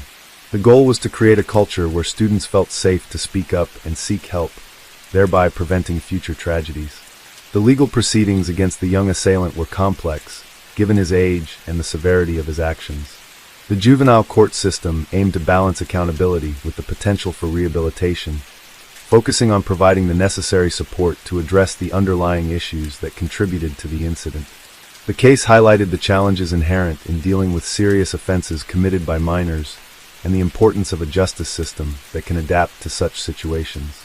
As the community of Lower Alsace Township continued to process the events of that January day, there was a collective resolve to learn from the incident and implement changes that would enhance the safety and well-being of all students. The attack served as a stark reminder of the vulnerabilities that exist within educational institutions and the critical importance of proactive measures to address them. In the months that followed, the school district's efforts to improve security and support systems were met with cautious optimism. While no set of measures could guarantee absolute safety, the steps taken represented a commitment to creating a safer and more supportive environment for students and staff alike. The incident at Antietam Middle Senior High School became a catalyst for change, prompting a re-evaluation of policies and practices aimed at preventing future acts of violence and ensuring the well-being of the entire school community. In the aftermath of the January 8, 2008, attack at Antietam Middle Senior High School in Lower Alsace Township, Pennsylvania, the community faced the daunting task of healing and rebuilding trust within its educational environment. The incident, where a 13-year-old student assaulted classmates with a knife and wielded a blowtorch, left 3 students injured and countless others grappling with emotional trauma. As the initial shock subsided, attention turned to understanding the factors that contributed to such a violent outburst from a young adolescent. Investigations revealed that the assailant had left a note for his mother stating, "Mom, I'm so sorry. I love you. Goodbye," indicating a premeditated intent and personal turmoil. Peers described him as a quiet individual who had recently exhibited signs of distress, though the severity of his internal struggles remained largely unrecognized until the tragic event. The legal proceedings that followed were complex, given the assailant's age and the gravity of his actions. Authorities charged him with multiple offenses, including aggravated assault and recklessly endangering others. The juvenile justice system aimed to balance accountability with rehabilitation, focusing on addressing the underlying issues that led to the incident. This approach underscored the system's recognition of the potential for reform and the importance of providing support to troubled youths. In response to the attack, the Antietam School District implemented a series of measures to enhance safety and support for students and staff. Security protocols were overhauled, including the installation of metal detectors and the presence of law enforcement officers on campus. Additionally, the district expanded mental health resources, providing counseling services and establishing programs aimed at fostering a supportive and inclusive school culture. The incident also prompted a broader conversation about the role of parents, educators, and the community in identifying and addressing the needs of at-risk youth. Emphasis was placed on the importance of open communication, early intervention, and the creation of environments where students feel safe to express their struggles. Community forums and workshops were organized to educate stakeholders on recognizing warning signs and providing appropriate support. As the community of Lower Alsace Township worked towards recovery, the resilience and solidarity displayed served as a testament to its strength. The tragedy became a catalyst for change, leading to improved safety measures and a renewed commitment to the well-being of all students. While the scars of that day remain, the lessons learned have fostered a more vigilant and compassionate community, dedicated to preventing such incidents in the future. Story 7. In the early hours of February 17, 2008, the bustling streets of Geylang, Singapore, known for their vibrant nightlife and diverse culture, became the backdrop for a tragic event that would resonate deeply within the community. Two construction workers from China, Chao Ruyan and Wu Jun, were walking along Galing Drive when they were confronted by two men intent on robbery.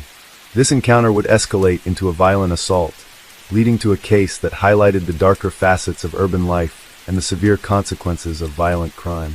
Jabing Ko, a 24-year-old Malaysian from Sarawak, had come to Singapore seeking better economic opportunities. On that fateful night, accompanied by his compatriot, Galing Anak Kujat, Ko was prowling the area, driven by a misguided sense of desperation and opportunism. Spotting Chow and Wu, they perceived the two men as easy targets, potentially carrying cash or valuables. The decision to confront them was both spontaneous and ill-fated. As they approached, a confrontation ensued.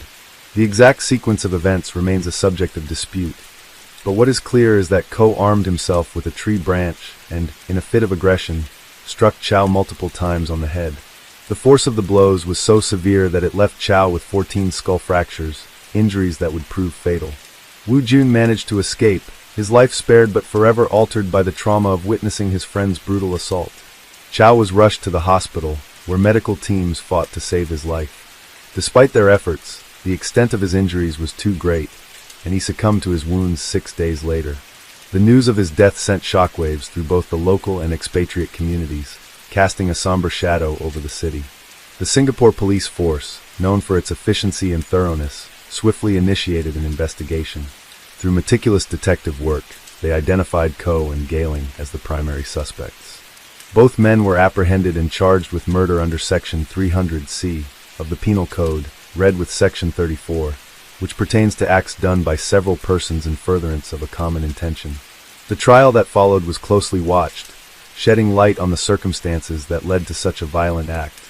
The prosecution painted a picture of a senseless and brutal attack, emphasizing the severity of the injuries inflicted upon Chow. The defense, on the other hand, sought to mitigate Ko's culpability, arguing that the intent was robbery, not murder, and that the fatal outcome was unintended. In 2010, both Ko and Galing were found guilty and sentenced to death, as was mandatory under Singaporean law at the time for such offenses. However, subsequent legal reforms in 2012 provided judges with the discretion to impose life imprisonment in certain murder cases, leading to a resentencing hearing for Ko. In 2013, Ko's sentence was commuted to life imprisonment with 24 strokes of the cane. The case took another turn when the prosecution appealed the reduced sentence. In January 2015, the Court of Appeal reinstated the death penalty for Ko, citing the brutality of the attack and the blatant disregard for human life. This decision underscored the judiciary's stance on violent crimes and the importance of upholding justice for the victims. Throughout this period, the case sparked discussions on the death penalty, judicial discretion, and the rehabilitation of offenders. Advocates for Ko highlighted his remorse and the potential for reform, while others emphasized the need for stringent penalties to deter heinous crimes. In May 2016, after exhausting all legal avenues and clemency petitions, Ko Jabing was executed. His case remains a poignant reminder of the complexities surrounding capital punishment and the profound impact of violent crime on victims, perpetrators, and society at large. The tragic events of that February night in 2008 continue to serve as a somber reflection on the consequences of desperation and violence, and the enduring quest for justice within the legal system. In the aftermath of the tragic incident on February 17, 2008, where 40-year-old Chinese national Chao Ruyan was fatally assaulted during a robbery in Galing, Singapore, the legal proceedings that followed were both complex and closely observed. The case centered on two Malaysian nationals, Ko Jabing and Galing Anak Kujat, who were accused of the crime. Following their arrest on February 26, 2008, both men were charged with murder under Section 300C of the Penal Code, which mandated the death penalty upon conviction. The trial commenced in July 2009, with Justice Kin Ting Chiu presiding over the High Court proceedings. During the trial, the prosecution presented a detailed account of the events leading to Chow's death. Evidence indicated that Ko Jabing had struck Chow multiple times on the head with a tree branch, resulting in 14 skull fractures and severe hemorrhaging. The brutality of the attack was underscored by the fact that Ko continued to strike Chow even after he had ceased any form of resistance. Gailing Anik Kujat was implicated as an accomplice, having participated in the robbery that culminated in the fatal assault. The defense for both accused argued that the intent was solely to commit robbery, not murder. Ko claimed that he was intoxicated at the time of the incident and did not intend to cause fatal injuries. Gailing's defense contended that he was unaware of Ko's intention to inflict such severe harm and did not participate in the assault on Chow. On July 30, 2010, Justice delivered his verdict. He found that both Ko and Gailing had a common intention to commit robbery, and that the injuries inflicted on Chow were severe enough to result in death, thereby constituting murder under Section 300C. Consequently, both men were sentenced to death, as was mandatory under Singaporean law at the time. The case did not conclude with this verdict. Both defendants filed appeals against their convictions and sentences. In May 2011, the Court of Appeal rendered its decision. Ko Jabing's appeal was dismissed, upholding his conviction and death sentence. However, Gailing Anik Kujat's appeal was partially successful.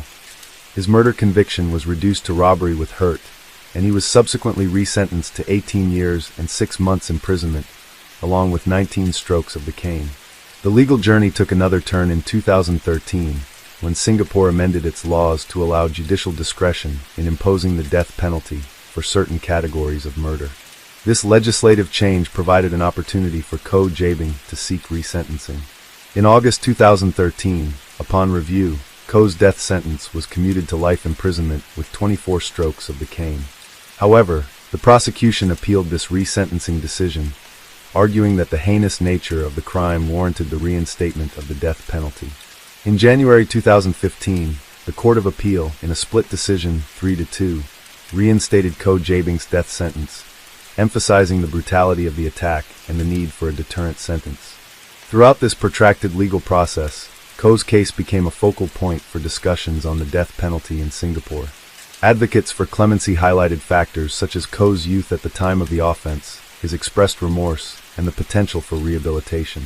They also pointed to the evolving legal standards and the importance of judicial discretion in capital cases. Despite multiple appeals and petitions for clemency, Ko Jabing's legal avenues were eventually exhausted. On May 20, 2016, he was executed by hanging at Changi Prison. His execution marked the culmination of a lengthy legal saga that had significant implications for Singapore's criminal justice system, particularly concerning the application of the death penalty. The case of Ko Jabing remains a poignant example of the complexities inherent in criminal justice, balancing the demands of justice, deterrence, and mercy. It continues to inform discussions on legal reforms and the ethical considerations surrounding capital punishment. The case of Ko Jabing, a Malaysian national from Sarawak, has had a profound impact on Singapore's legal landscape, particularly concerning the application of the death penalty. His case has become a focal point in discussions about capital punishment, judicial discretion, and the broader implications of legal reforms. In 2013, Singapore undertook significant reforms to its mandatory death penalty laws. These changes granted judges the discretion to impose life imprisonment in certain murder cases, particularly those where there was no explicit intention to kill. Ko Jabing's case was among the first to be reconsidered under this new framework. Initially sentenced to death in 2010 for the 2008 murder of Chow Ruyan during a botched robbery, Ko's sentence was commuted to life imprisonment with 24 strokes of the cane in 2013, following the legal amendments.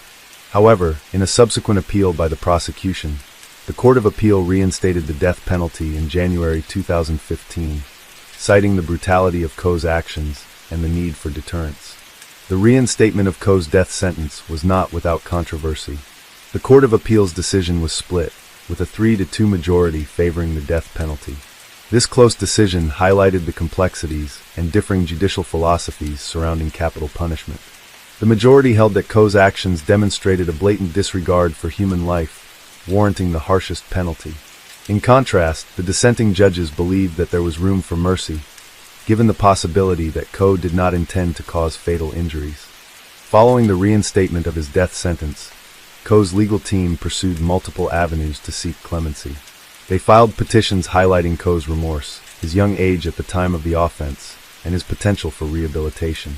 International human rights organizations, including Amnesty International and the International Commission of Jurists, also advocated on his behalf, urging the Singaporean government to commute his sentence to life imprisonment.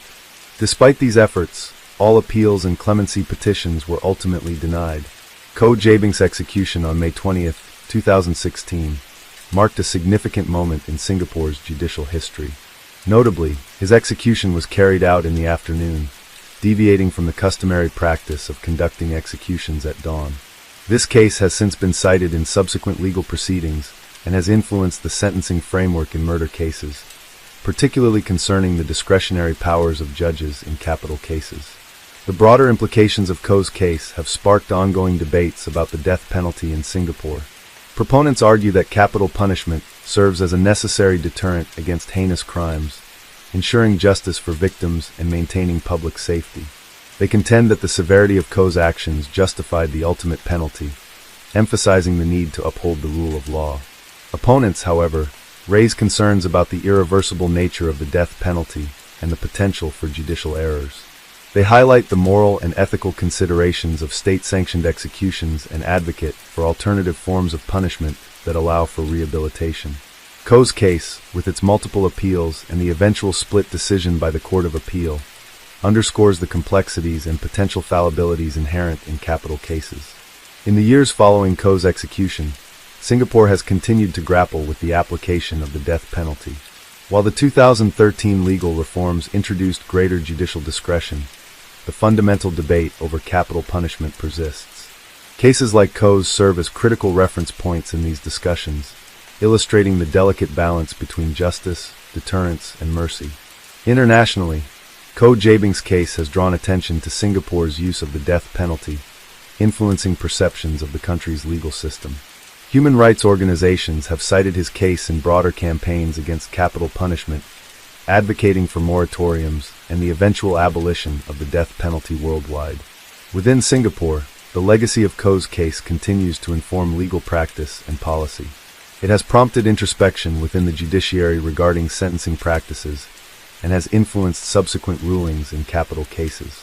The case has also heightened public awareness about the complexities of the death penalty, contributing to ongoing discourse about the role of capital punishment in modern society. In conclusion, the case of Koh Jae-bing stands as a pivotal moment in Singapore's legal history. It encapsulates the tensions between justice and mercy, the challenges of legal reform, and the profound consequences of capital punishment. As Singapore continues to navigate these issues, Koh's case serves as a somber reminder of the weighty responsibilities borne by the judiciary and the enduring impact of its decisions on individuals and society at large. Story 8. In March 2008, a significant criminal case unfolded involving Richard "Dickie" Scruggs, a prominent trial lawyer known for his role in major tobacco litigation and Hurricane Katrina insurance claims. Scruggs was embroiled in a judicial bribery scandal that would ultimately lead to his downfall. The case centered on a dispute over legal fees from Hurricane Katrina settlements. Scruggs and his firm had successfully represented numerous policyholders against insurance companies, resulting in substantial settlements. However, disagreements arose between Scruggs and other attorneys regarding the distribution of these fees. One such dispute led to a lawsuit filed by attorney Johnny Jones in the Circuit Court of Lafayette County, Mississippi. In an attempt to secure a favorable ruling in this fee dispute, Scruggs conspired to bribe Circuit Judge Henry Lackey, who was presiding over the case.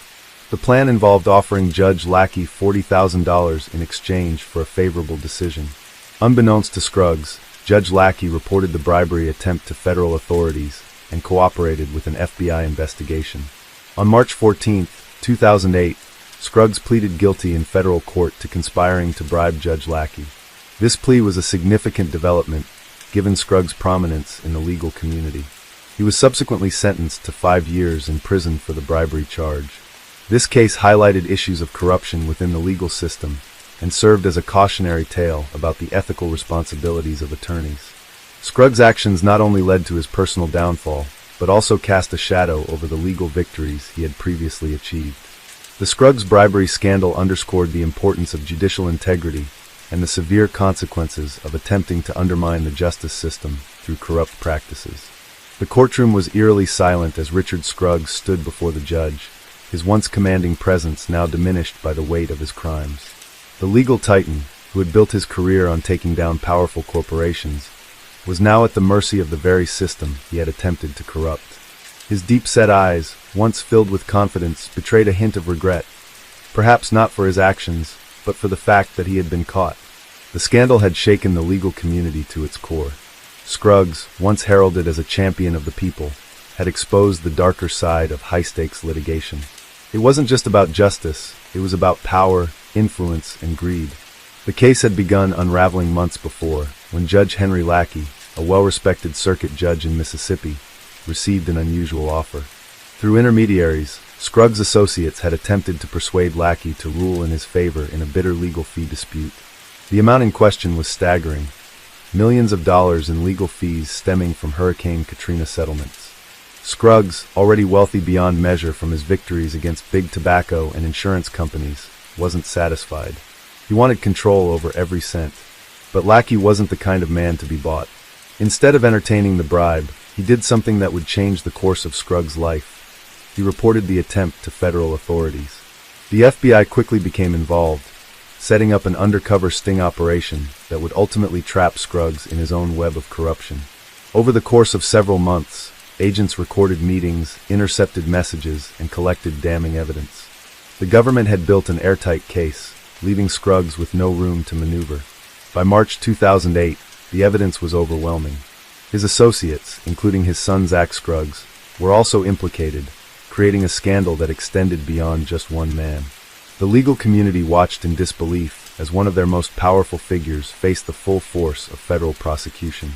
The plea deal was his only way out, a 5-year prison sentence in exchange for avoiding a lengthy trial that would have further exposed the underbelly of his legal empire. Inside the courtroom, Scruggs' once impeccable reputation lay in ruins. The very people who had once lauded his victories now whispered about his betrayal. It was a striking downfall, reminiscent of the very corporate executives he had once battled in court. The irony was inescapable. Scruggs had spent decades accusing insurance companies and tobacco giants of corruption, only to become the villain in his own story. As the judge delivered the sentence, Scruggs remained composed, though the weight of his fate was evident in the stiffness of his posture. The judge, in a measured tone, condemned his actions, emphasizing how his attempt to bribe a sitting judge had undermined the integrity of the judicial system. There was no leniency for a man who had spent his career navigating the law, only to disregard it when it no longer suited him. The press swarmed the courthouse steps as Scruggs was led away, their cameras flashing relentlessly, capturing every moment of his disgrace. The public, once enamored with his courtroom triumphs, now saw him in a different light, not as a hero, but as a cautionary tale. In the annals of legal history, his name would forever be associated not with justice, but with corruption. His 5-year sentence was just the beginning. The ramifications of his actions would ripple through the legal world for years to come. His son, Zach, would also plead guilty, his once promising legal career cut short before it had truly begun. Other associates faced their own consequences, their futures similarly tarnished by their association with Scruggs' scheme. In the end, Richard Scruggs had been undone by the very thing he had spent his career fighting against, greed. And as he was escorted away to begin his sentence, the world he had once dominated moved on, leaving behind nothing but the echoes of his downfall. Prison was a far cry from the high-powered law offices and courtrooms Richard Scruggs had once commanded. As he entered the federal penitentiary in Ashland, Kentucky, the reality of his downfall settled heavily upon him. No more tailored suits, no more multi-million-dollar settlements, no more deference from colleagues and judges, just the cold, monotonous routine of a convicted felon. For a man who had built his career on power and influence, the loss of control was the cruelest punishment of all. Inside, there were no special privileges. Though white-collar criminals were often housed separately from violent offenders, prison life was still a humiliating experience.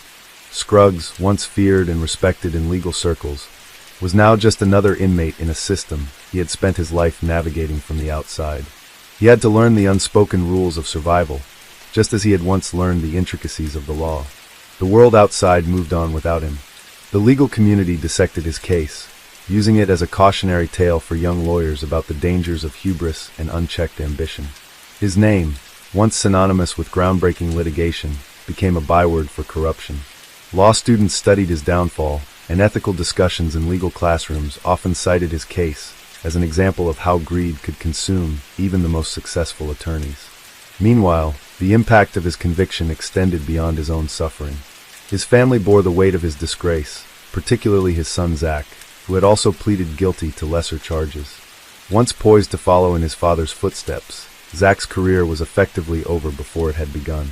The Scruggs name, which had once opened doors in Mississippi's legal and political circles, had become a stain rather than a badge of honor.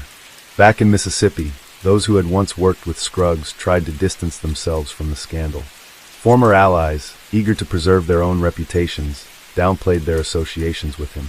Some whispered that his downfall was inevitable, that his arrogance had grown unchecked for too long. Others speculated about whether his past victories had been entirely above board, or if this bribery case was merely the first scandal to come to light. His former legal adversaries, many of whom had suffered defeat at his hands, watched with a mixture of vindication and disbelief. For years, Scruggs had been a force to be reckoned with in the courtroom, a man who could dismantle corporations and insurance companies with his aggressive litigation tactics. Now he was a man stripped of everything: his career, his wealth, his freedom. As the months in prison passed, Scruggs had time to reflect on the choices that had led him there. He had once believed himself untouchable, a legal warrior who played by his own rules. But in the end, the system he had manipulated had closed in on him, proving that even the most powerful could fall. The years dragged on, and Scruggs adapted to life behind bars. He read voraciously, corresponded with family, and kept his mind active, but nothing could change the reality of his situation. The halls of power where he had once thrived were now out of reach. In 2012, after serving nearly his full sentence, he was released and returned to a world that no longer saw him as a titan of law. He would never practice again, his legacy forever tainted by the scandal that had sent him to prison. Though he attempted to rebuild some semblance of a life, the shadow of his crimes loomed over him. His story became a lesson, a reminder that no amount of success or wealth could place someone above the law. For Richard Scruggs, the fall from grace had been swift and brutal, a cautionary tale of ambition turned to greed, and of a man who had spent his life winning, until the day he lost everything. Story 9. In 2009, a criminal case emerged that captivated the American public and highlighted the complexities of the legal system. This case involved the arrest and subsequent trial of financier Bernard "Bernie" Madoff, who orchestrated one of the largest Ponzi schemes in history. Bernie Madoff was a well-respected figure on Wall Street, known for his role as the chairman of Bernard L. Madoff Investment Securities LLC, a firm he founded in 1960. Over the decades, Madoff built a reputation for delivering consistent, above-average returns to his investors, which included individuals, charities, and institutional clients. His firm was considered highly successful, and Madoff himself was seen as a financial wizard. However, beneath the veneer of success lay a fraudulent scheme that would eventually unravel. Madoff was running a Ponzi scheme, a form of fraud that involves paying returns to earlier investors using the capital of newer investors, rather than from profit earned by the operation of a legitimate business. This scheme relies on a continuous influx of new investments to provide returns to existing investors, creating the illusion of a profitable enterprise. The collapse of Madoff's scheme was precipitated by the financial crisis of 2008. As the economy faltered, many investors sought to withdraw their funds, leading to a liquidity crisis for Madoff's firm. Unable to meet the redemption requests, the fraudulent nature of the operation became apparent. On December 11, 2008, Madoff was arrested and charged with securities fraud. The news of Madoff's arrest sent shockwaves through the financial community. Investors who had entrusted their life savings to Madoff were devastated, and the scale of the fraud was staggering. Estimates suggested that the losses amounted to approximately $65 billion, making it the largest Ponzi scheme ever uncovered. In the ensuing months, investigators delved into the operations of Madoff's firm, uncovering the intricate details of the scheme. It was revealed that Madoff had been falsifying account statements and trading records to create the appearance of legitimate profits. He used his reputation and connections to attract new investors, perpetuating the cycle of fraud. The impact of Madoff's fraud was far-reaching. Many individuals lost their entire life savings, and several charitable organizations were forced to close due to the loss of their endowments. The scandal also led to increased scrutiny of regulatory agencies, such as the Securities and Exchange Commission, SEC, which had failed to detect the fraud despite previous warnings and investigations. As the legal proceedings progressed, Madoff faced numerous charges, including securities fraud, investment advisor fraud, and money laundering. The case highlighted the vulnerabilities in the financial regulatory system and prompted calls for reform to prevent similar schemes in the future. In March 2009, Madoff pleaded guilty to all charges, expressing remorse for his actions. He was subsequently sentenced to 150 years in prison, effectively a life sentence for the then 71-year-old financier. The severity of the sentence reflected the enormous impact of his crimes and served as a deterrent to others who might consider engaging in similar fraudulent activities. The Madoff case remains a significant event in the history of financial crime in the United States. It serves as a stark reminder of the potential for fraud within the financial system and underscores the importance of robust regulatory oversight to protect investors and maintain the integrity of the markets. It had been years since Bernard Madoff was sentenced, yet the reverberations of his crimes continued to echo through the financial world, the lives of his victims, and even within the walls of the prison he now called home. His fall from grace had been swift and absolute, reducing the once revered financier to nothing more than an inmate, stripped of the power and influence he had wielded for decades. The man who once controlled billions now spent his days in a small cell, surrounded by criminals from entirely different walks of life. Inside the medium-security prison in Butner, North Carolina, Madoff was not met with violence or hostility, as one might expect for a man who had financially ruined so many. Instead, he became something of an anomaly, an old man among thieves, murderers, and drug dealers, yet one whose crimes were so far removed from the street-level offenses of most inmates that he existed in a strange limbo. Some saw him as just another con artist who had finally been caught. Others, particularly those who had once dabbled in fraud themselves, were almost in awe of the scale of his deception. For the first time in decades, Madoff had nothing to scheme, no numbers to manipulate, no investors to mislead. His days were monotonous, filled with the dull routines of prison life, early wake-ups, assigned labor, tasteless cafeteria meals, and the inescapable reality of confinement.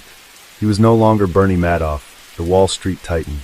He was simply inmate #61727-054.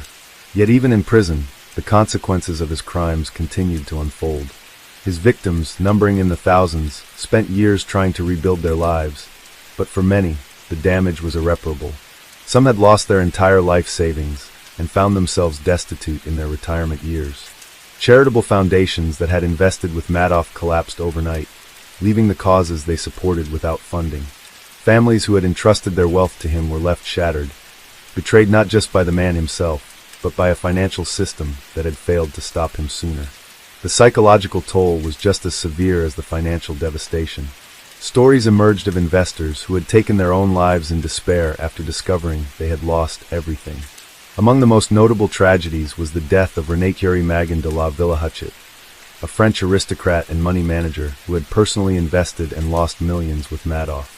Unable to face the reality of his ruined fortune and the losses suffered by his clients, he was found dead in his New York office, having taken his own life in the wake of the scandal. Even Madoff's own family was not spared from the fallout.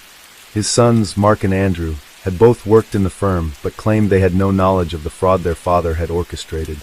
Whether or not they were complicit was a matter of intense debate, but regardless of their innocence or guilt, they bore the stigma of the Madoff name. Mark, unable to cope with the disgrace and the relentless suspicion, hanged himself in his apartment on the second anniversary of his father's arrest, his young child asleep in the next room. Andrew, meanwhile, battled cancer, a fight many believed was exacerbated by the stress and shame of his father's crimes. He passed away in 2014, leaving behind a legacy tainted by association. Madoff himself, even as he aged and his health deteriorated, remained a man of contradictions. At times, he expressed remorse, acknowledging the pain he had caused and admitting that he had destroyed countless lives, including those of his own family. Yet there were also moments when he seemed unable, or unwilling, to fully accept the gravity of what he had done. He occasionally downplayed his guilt, suggesting that his clients should have known better, that they had been complicit in their own greed by believing in returns that were too good to be true. As the years passed, Madoff's world grew smaller. His health declined, and he became a frail shadow of the powerful financier he had once been. The man who had once controlled a financial empire was now confined to a prison infirmary, suffering from kidney disease and other ailments. He petitioned for compassionate release in 2020, arguing that he was terminally ill and had less than 18 months to live. The request was denied. The Bureau of Prisons determined that the severity of his crimes warranted no leniency, and so he remained in Butner, serving out the sentence that would ultimately be his last. On April 14, 2021, Bernard Madoff died in prison at the age of 82. There was no grand farewell, no final attempt at redemption. His name had long since become synonymous with fraud, and his death, though marking the end of a chapter, did little to ease the suffering of those he had deceived. The financial world moved on, the legal system continued to evolve, and new scandals emerged. Yet the Madoff saga remained a stark reminder of the dangers of unchecked greed and the catastrophic consequences of deception at the highest levels. In the end, Bernie Madoff did not die as a Wall Street legend, nor as a misunderstood genius. He died as a fraud, a man whose ambition had consumed him, leaving behind a legacy of ruin and betrayal. And though his physical presence was gone, the scars he left on his victims, his family, and the financial world would endure long after his name faded from the headlines. As Bernie Madoff sat in his prison cell, the world outside continued to grapple with the consequences of his crimes. His victims, numbering in the thousands, faced financial ruin, legal battles, and the emotional devastation of betrayal. Many had spent decades building their fortunes, only to see them vanish in an instant. Retirees who had planned for a comfortable future now found themselves struggling to pay for basic necessities. Charitable organizations that had relied on Madoff's firm for investment returns collapsed, their missions cut short by the largest Ponzi scheme in history. The scale of the damage was almost incomprehensible. Estimates placed the total losses at $65 billion, though the actual amount of money Madoff had physically stolen was closer to $18 billion. The difference represented the fictitious profits he had promised to his clients, illusory wealth that had never existed. When the scheme imploded in December 2008, it was not just a financial disaster, but a profound betrayal that shook the foundations of trust in the financial system. Investigations into how Madoff had managed to maintain his fraud for so long revealed deep failures within the regulatory system. The Securities and Exchange Commission, SEC, the government agency responsible for policing Wall Street, had received multiple warnings about Madoff's suspiciously consistent returns over the years. One of the most damning reports came from a financial analyst named Harry Markopolos, who had repeatedly alerted regulators that Madoff's operation was mathematically impossible. Despite these warnings, Madoff was never properly investigated until it was too late. The scandal exposed serious flaws in regulatory oversight and led to widespread calls for reform. But while lawmakers debated how to prevent another Ponzi scheme of this magnitude, the people who had lost everything were left to pick up the pieces. Many turned to litigation in an effort to recover their money. Irving Picard, the court-appointed trustee in charge of recovering funds for Madoff's victims, worked tirelessly to claw back assets from those who had profited from the scheme, including banks, hedge funds, and even individuals who had unknowingly received fraudulent returns. His efforts ultimately resulted in the recovery of billions of dollars, but for many victims, the compensation was too little too late. For Madoff's family, the fallout was just as devastating. His wife, Ruth, who had once enjoyed a life of luxury in their multi-million-dollar Manhattan penthouse, found herself a social pariah. Though she initially defended her husband, she later claimed that she had been unaware of his crimes. She agreed to forfeit nearly all of their assets, leaving her with only a fraction of the wealth they had once possessed. She moved into a modest rental home in Florida, attempting to live out the rest of her life in relative obscurity. Madoff's two sons, Mark and Andrew, who had worked at their father's firm but insisted they had no knowledge of the fraud, faced relentless public scrutiny. Many refused to believe that they had been unaware of the scheme, and they struggled to escape the stigma of their last name. The pressure proved too much for Mark, who took his own life in December 2010, exactly 2 years after his father's arrest. He was found hanged in his apartment, leaving behind a wife and 2 children. Andrew, meanwhile, was diagnosed with a rare form of cancer, which he had initially beaten years before. But the stress of the scandal, combined with the grief of his brother's death, took its toll. He died in 2014 at the age of 48. Even in prison, Madoff could not escape the consequences of his actions. Though he was housed in a relatively low-security facility, he was not treated with any special deference. Fellow inmates, some of whom had committed violent crimes, saw him as nothing more than another conman who had finally been caught. Some reportedly expressed grudging respect for the scale of his fraud, while others viewed him with contempt. As he aged, Madoff's health deteriorated. He suffered from kidney disease, heart problems, and other ailments common among elderly prisoners. He applied for compassionate release in 2020, claiming that he was terminally ill and had less than 2 years to live. His request was denied. The judge overseeing his case ruled that the severity of his crimes outweighed any consideration for early release. On April 14, 2021, Bernie Madoff died in prison at the age of 82. There was no public memorial, no outpouring of grief from friends or colleagues. His death was met with little sympathy, as the world remembered him not as a financial genius, but as a symbol of greed and deception. His legacy was forever tarnished, his name synonymous with the very worst abuses of power in the financial world. The Madoff scandal left behind lasting lessons. It demonstrated the dangers of unchecked greed, the failures of financial oversight, and the devastating impact of white-collar crime on ordinary people. Though laws were strengthened in the wake of the scandal, and financial regulations were tightened, the question remained: could something like this happen again? Many believed that as long as greed existed, so too would the temptation to cheat the system. For the thousands of people whose lives were upended by Madoff's fraud, his death brought little closure. Their money was gone, their trust shattered, their futures forever altered. Some found solace in the small victories, the recovered assets, the legal reforms, the knowledge that Madoff had spent his final years in disgrace. But the pain of betrayal, the sense of having been deceived by a man they had trusted, could never be fully erased.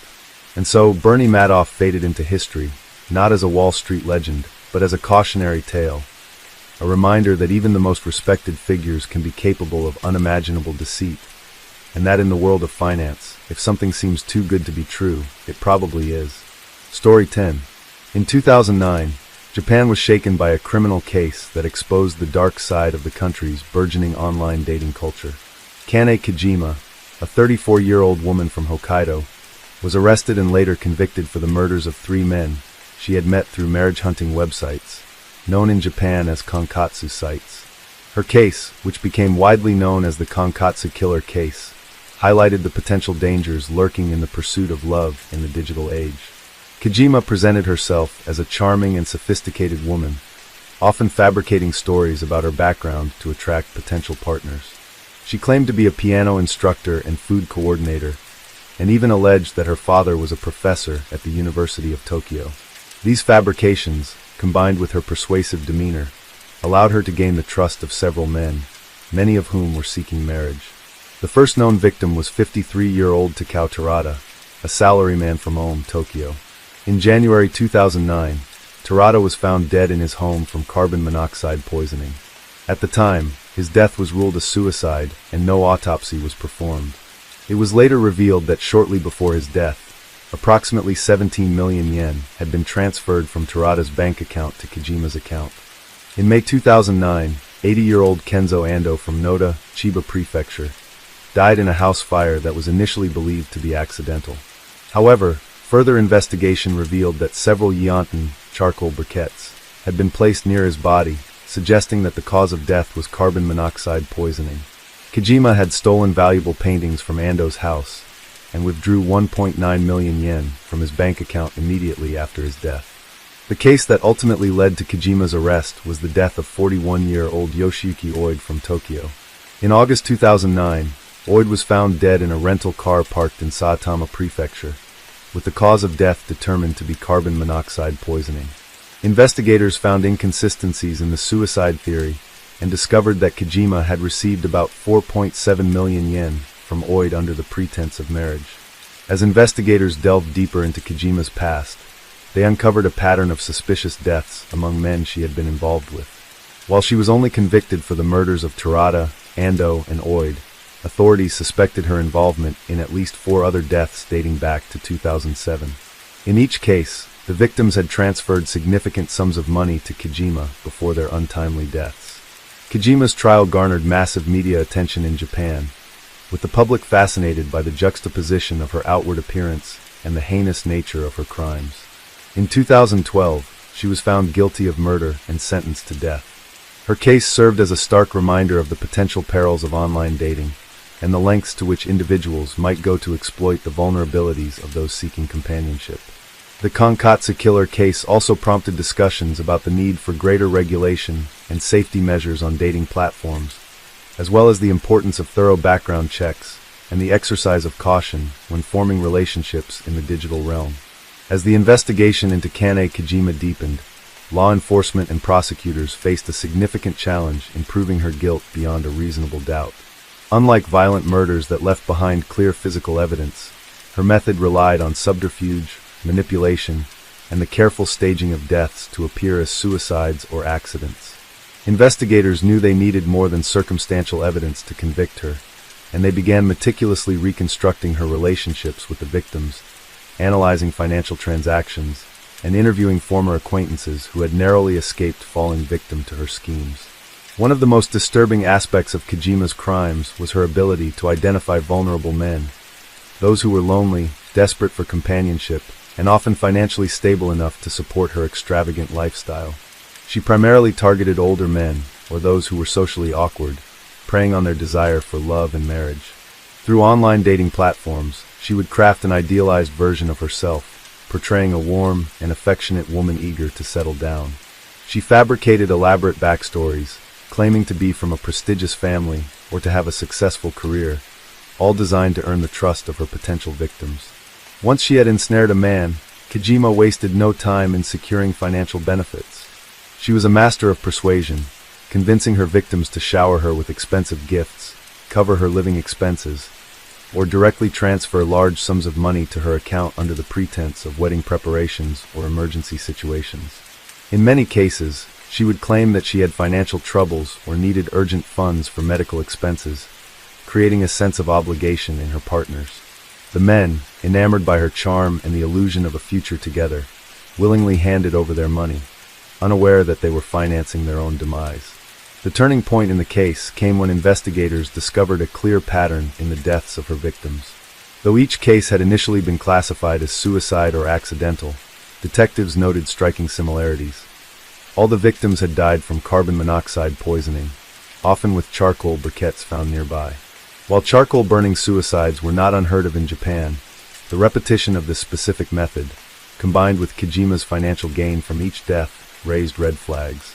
Further forensic analysis suggested that in at least some of the cases, the victims had likely been drugged before the carbon monoxide exposure, making it unlikely that they had willingly taken their own lives.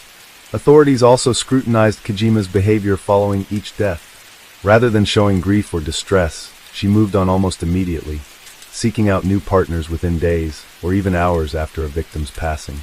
Phone records revealed that she continued to be active on dating sites and exchanged messages with multiple men simultaneously, suggesting that she was always on the lookout for her next target. Her financial records painted an equally damning picture: lavish shopping sprees, stays at luxury hotels, and extravagant purchases that were wholly inconsistent with her reported income. During her trial, the prosecution meticulously laid out the evidence against her, detailing her web of deceit and manipulation.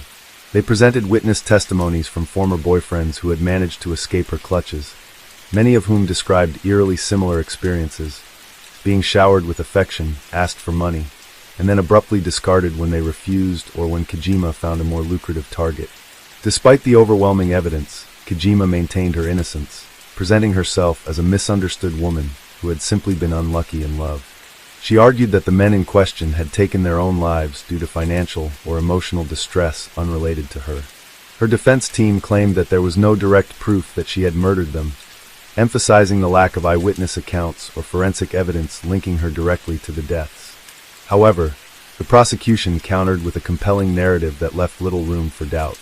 They argued that Kojima had carefully orchestrated each death to avoid suspicion, using her victims' trust against them. The financial records, the eerie similarities in the manner of death, and her own suspicious behavior were enough to convince the court that these were not coincidences, but calculated murders carried out by a remorseless woman who viewed love and marriage as nothing more than financial transactions. As the trial continued, the media frenzy surrounding the case intensified. Public interest in the so-called Konkatsu killer reached new heights, with tabloids and television programs dissecting every aspect of her life. Many were fascinated by the stark contrast between her outward appearance, polite, well-groomed, and seemingly refined, and the cold-blooded nature of her alleged crimes. Some speculated that she was a sociopath who lacked genuine empathy, while others theorized that she had developed her deceptive tendencies as a survival mechanism, having lived a life full of financial struggles before turning to fraud and eventually murder. Throughout the proceedings, Kojima remained composed, often smirking in court or displaying an air of defiance. Unlike many defendants facing murder charges, she did not appear remorseful or anxious about her fate. Some saw this as an indication of her guilt, while others believed she was simply convinced that she could outmaneuver the justice system as she had done with her past victims. By the time the trial reached its conclusion, Japan had already made up its mind. Kane Kojima was a manipulative killer who had exploited and destroyed multiple lives for personal gain. The evidence was overwhelming, and as the verdict loomed, the world waited to see if justice would finally be served. When the judge finally delivered the verdict in March 2012, the courtroom was packed with journalists, legal analysts, and members of the public eager to hear the fate of Kane Kojima. As the chief judge read the decision, the room fell into an uneasy silence. Kojima, standing in the defendant's box, remained composed, her expression unreadable as she listened to the charges against her being upheld. The court found her guilty of murdering 3 men, Takao Terada, Kenzo Ando, and Yoshiyuki Oide, and sentenced her to death. The ruling was based on a web of circumstantial evidence that, when taken as a whole, painted a chilling picture of premeditated murder. Though there had been no eyewitnesses to the crimes and no direct forensic evidence linking Kojima to the actual moments of death, the judges ruled that the overwhelming similarities in the deaths, combined with her financial motives and the sheer number of victims, pointed unequivocally to guilt. Kojima's reaction was as calculated as ever. While she showed no outward signs of panic or distress, those present in the courtroom noted a flicker of something in her eyes. Perhaps surprise, perhaps the realization that her carefully constructed world had finally crumbled beyond repair. As the death sentence was announced, she merely nodded, as if acknowledging an inevitable conclusion. Despite the conviction, Kojima refused to accept responsibility. She immediately filed an appeal, maintaining her innocence and arguing that the case against her was built entirely on circumstantial evidence. Her legal team claimed that there was no definitive proof that she had poisoned or drugged the men, and they insisted that the deaths could still have been suicides or accidents. However, their argument failed to convince the appeals court, which upheld the original verdict in 2014. Even with the ruling in place, Japan's legal system ensured that the case would not end quickly. In Japan, death sentences are carried out by hanging, but executions can take years, if not decades, due to the lengthy appeals process and government policies that delay execution orders. Kojima, aware of this, continued to fight for her life, filing multiple appeals and seeking ways to overturn her sentence. Meanwhile, the families of her victims struggled to find closure. For them, justice had been served, but it could never bring back the men they had lost. Some relatives openly expressed their frustration that Kojima showed no remorse, no regret for the pain she had caused. Others worried that her execution might never come, leaving them in a perpetual state of limbo. In the years following her conviction, Kojima became something of a notorious figure within Japan's criminal history. She was often compared to past female killers, such as Masumi Hayashi, who had poisoned several people with arsenic, and Miyuki Yuta, who had drugged and drowned 2 men for financial gain. However, Kojima's case was unique in the way she used emotional manipulation rather than brute force, and in how she exploited modern dating culture to fuel her crimes. Her case also led to discussions about the vulnerabilities of online dating. While many people used matchmaking sites for genuine connections, Kojima's ability to deceive and exploit lonely men served as a stark reminder that not everyone online had honest intentions. Experts in law enforcement and psychology debated whether there should be stricter regulations on dating services to prevent similar cases in the future. Some companies introduced additional identity verification measures, but there was little that could be done to fully prevent someone with Kojima's level of deception from preying on others. Inside prison, Kojima reportedly remained defiant. Unlike many prisoners on death row, who often fade into obscurity, she kept herself in the public eye by maintaining correspondence with supporters and even publishing a book from behind bars. In her writings, she portrayed herself as a victim of an unfair justice system, continuing to deny any involvement in the deaths of her former lovers. This only fueled public anger, as many saw it as yet another attempt to manipulate and control the narrative surrounding her crimes. Despite her claims of innocence, the evidence against her remained damning. Investigations into her past revealed that she had a history of financial fraud even before the murders. She had been involved in scams and fraudulent schemes for years, using different aliases to borrow money from men and businesses without ever repaying them. Police suspected that she had been refining her techniques long before she escalated to murder, suggesting that the killings were not random acts of desperation, but the result of years of practice in deception and financial exploitation. As Kojima awaited her fate, the debate over her punishment continued. Some legal experts questioned whether the death penalty was the appropriate sentence, arguing that without direct forensic proof of murder, she should have been given life imprisonment instead.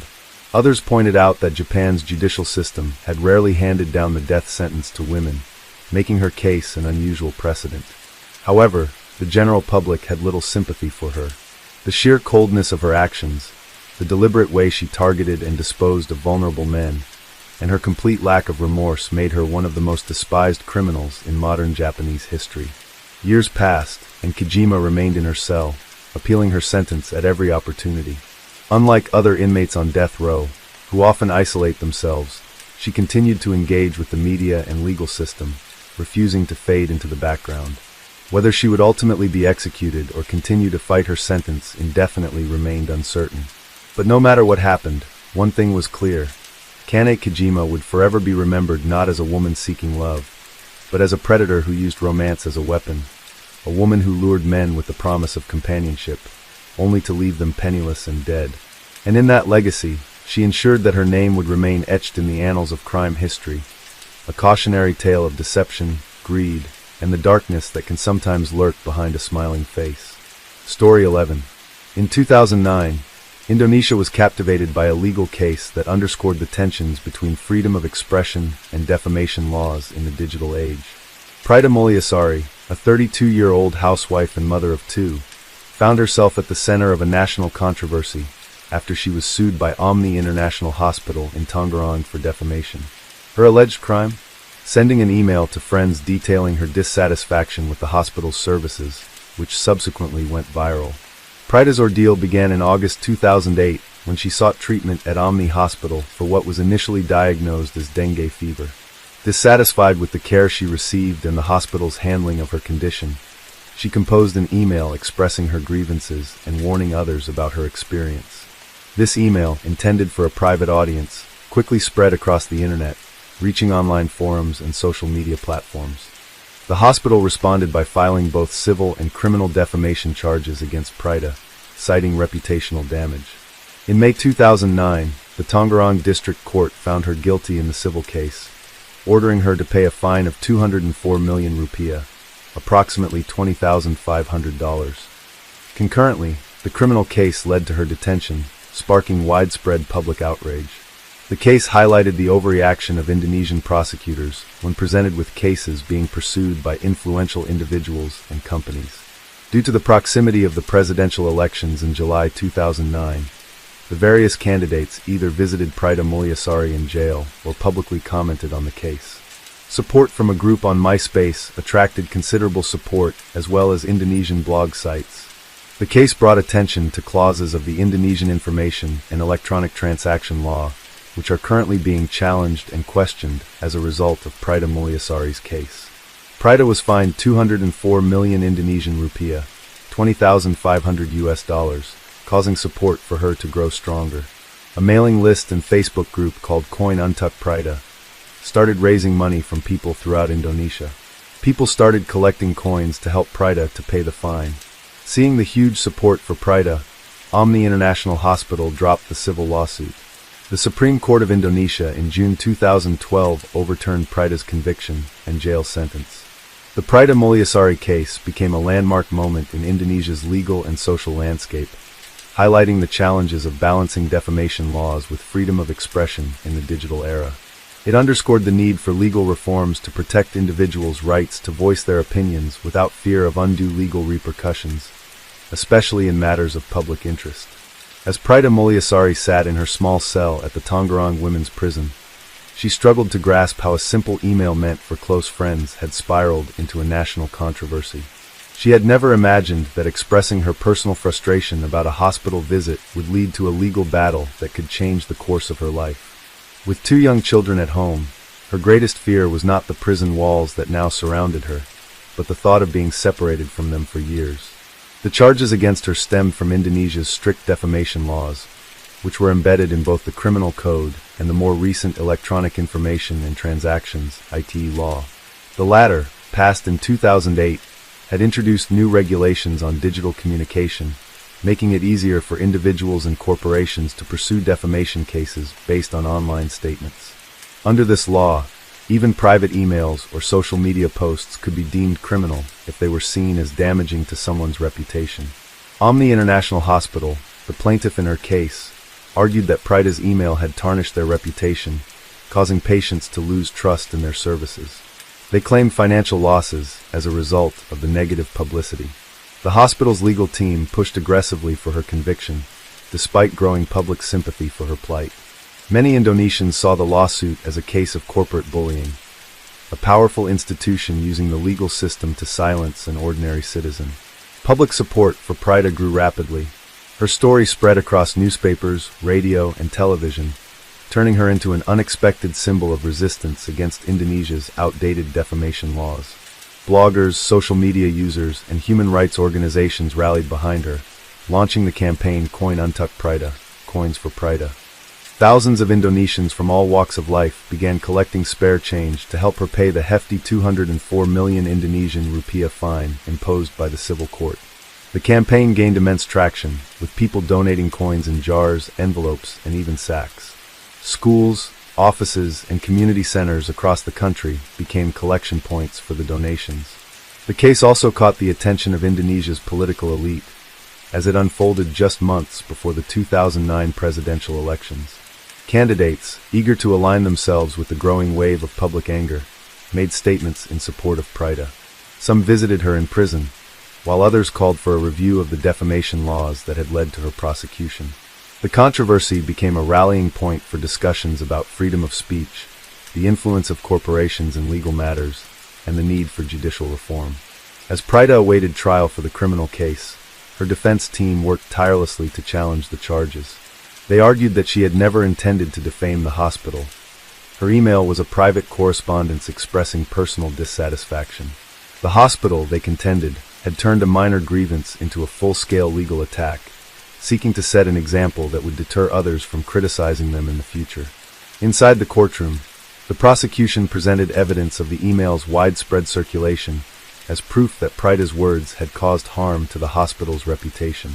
They argued that by making negative claims about the hospital's services, she had acted irresponsibly, damaging a business that provided critical medical care to the public. The judges listened attentively, aware that their decision would have far-reaching implications beyond this one case. Outside, protests grew louder. Activists staged demonstrations in front of government buildings, demanding justice for Prida and calling for a revision of the ITE law. Hashtags supporting her trended on social media, and journalists wrote editorials questioning whether Indonesia was becoming a country where citizens could no longer speak freely without fear of imprisonment. The sheer scale of the public backlash began to put pressure on the judiciary. In late 2009, under immense scrutiny, the Supreme Court overturned Prida's civil fine. However, the criminal case still loomed over her, and she remained in legal limbo, facing the possibility of a prison sentence. Despite the legal uncertainty, the Coin Untuk Prida campaign continued to grow. By the end of the year, donations had exceeded the amount originally required to pay the fine. Seeing the overwhelming support she had received, Omni International Hospital abruptly withdrew its civil lawsuit, a move widely seen as an attempt to salvage its reputation, which had been severely damaged by the public backlash. However, the criminal charges still needed to be resolved, and Prida remained on trial for alleged defamation. At this point, the case had become much more than just a dispute between a patient and a hospital. It had evolved into a symbol of the growing demand for reform in Indonesia's legal system. Lawyers, journalists, and civil society organizations used Prida's ordeal as a case study, urging the government to revise defamation laws that allowed powerful entities to silence ordinary citizens. Critics pointed out that many other Indonesians had been similarly targeted under the IT law, but lacked the public support and visibility that Prida had gained. Meanwhile, Prida's personal life remained in turmoil. Though she was allowed to reunite with her children while out on bail, the emotional toll of the trial weighed heavily on her. She faced constant media attention, with reporters following her every move. Supporters praised her as a hero, while others viewed her as an unintended symbol of a broken legal system. As the trial neared its conclusion, the court faced a difficult decision. Would they uphold the defamation charges and sentence a mother of two to prison for writing an email? Or would they acknowledge the growing demand for legal reform and acquit her? For Prida, the uncertainty was agonizing. She had never set out to become a public figure or a political symbol. She simply wanted to share her experience as a dissatisfied patient. Now, she stood at the center of a national legal battle that would determine the future of free expression in Indonesia. As the final days of Prida Mulyasari's trial approached, the atmosphere in Indonesia was charged with anticipation. The case had long since evolved from a personal legal battle into a symbol of broader societal issues: freedom of speech, corporate power, and the weaknesses in Indonesia's defamation laws. The courtroom was packed with journalists, legal analysts, and supporters who had followed her case for months. Across the country, people debated whether the judiciary would bow to public pressure or stand firm on the defamation charges against her. Despite the withdrawal of the civil lawsuit by Omni International Hospital, the criminal case remained unresolved. The prosecution insisted that Prida's email had violated the controversial 2008 Electronic Information and Transactions (IT) law, which made defamation via digital communication a criminal offense. The law was originally designed to combat cybercrime, but had instead been weaponized by powerful institutions to silence criticism. Lawyers and human rights activists had long criticized it, arguing that it allowed for vague interpretations that could be used to imprison individuals for simply sharing opinions online. Prida had become its most high-profile victim. The defense team presented its closing arguments with a sense of urgency. They reiterated that Prida had never intended to make her email public. It had been a private message sent to a few friends, only for it to be forwarded and shared beyond her control. They emphasized the importance of distinguishing between genuine defamation and personal opinions expressed in private communications. The defense argued that criminalizing such speech set a dangerous precedent, one that could discourage people from speaking out against wrongdoing in any industry. Outside the courthouse, a growing crowd of supporters held signs reading "Bebaskan Prida," "Free Prida," and "Revisi UIT," "Revise the IT law." The protests were peaceful, but the message was clear. Indonesia's people would not accept a ruling that punished a citizen for sharing a personal experience. The legal system was at a crossroads, facing a decision that could either affirm the country's commitment to justice or expose the imbalance of power between ordinary people and corporations. The verdict was finally delivered on December 29, 2009. As the judge read aloud the decision, the courtroom fell silent. In a surprising turn, the panel of judges acquitted Prida of all charges, citing a lack of sufficient evidence that her email had been intentionally defamatory. The ruling acknowledged that while the hospital may have suffered reputational damage, there was no proof that Prida had acted with malicious intent. The court also recognized the overwhelming public support for her case, noting that the widespread outrage had demonstrated the urgent need to re-examine Indonesia's defamation laws. For a brief moment, Prida was too stunned to react. Then, tears welled up in her eyes as she realized the weight of what had just happened. She was free. No prison sentence, no criminal record, just the long, exhausting nightmare finally coming to an end. As her supporters erupted in cheers, she turned to her lawyers, her husband, and the activists who had stood by her side throughout the ordeal, embracing them one by one. But while Prida had won her freedom, the battle for legal reform was far from over. Her case had exposed the dangers of the IT law, sparking widespread debate about its flaws.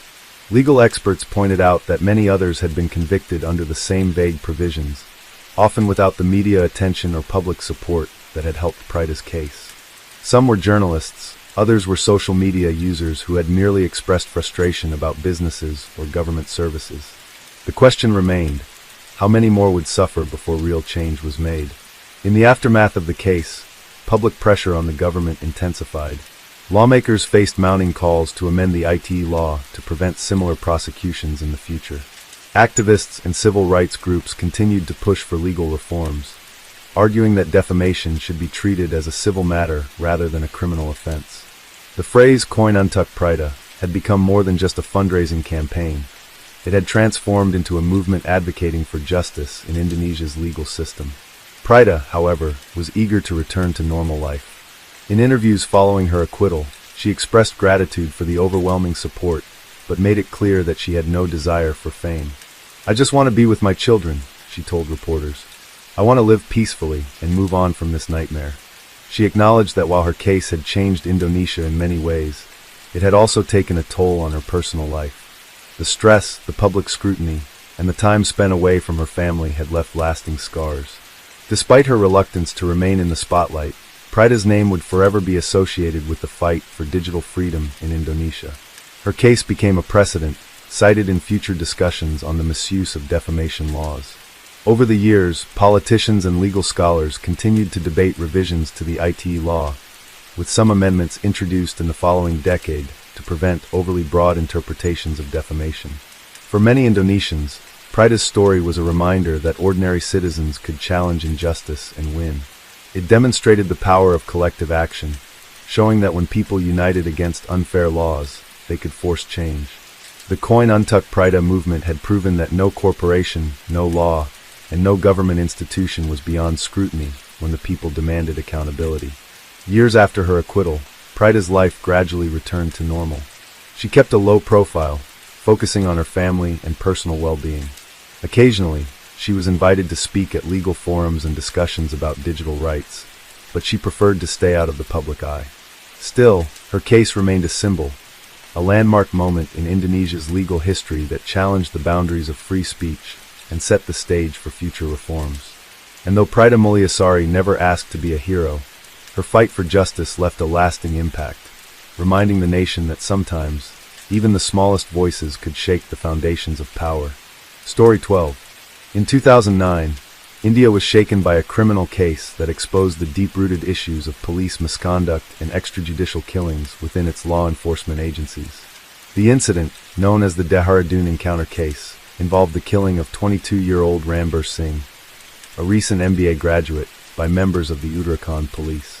This case not only highlighted the misuse of power by the police, but also ignited a nationwide debate on human rights and the need for accountability within the security forces.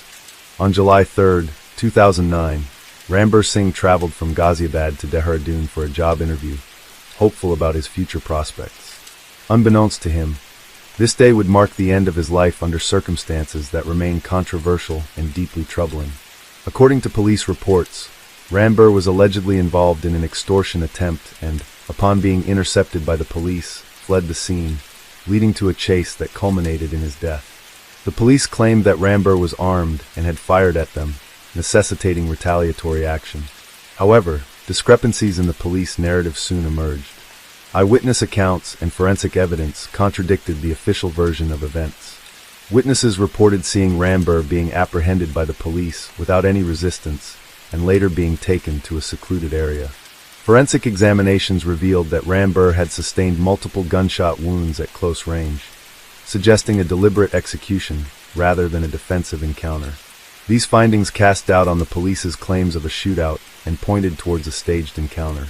The case garnered significant media attention, with widespread public outrage demanding justice for Rambir Singh.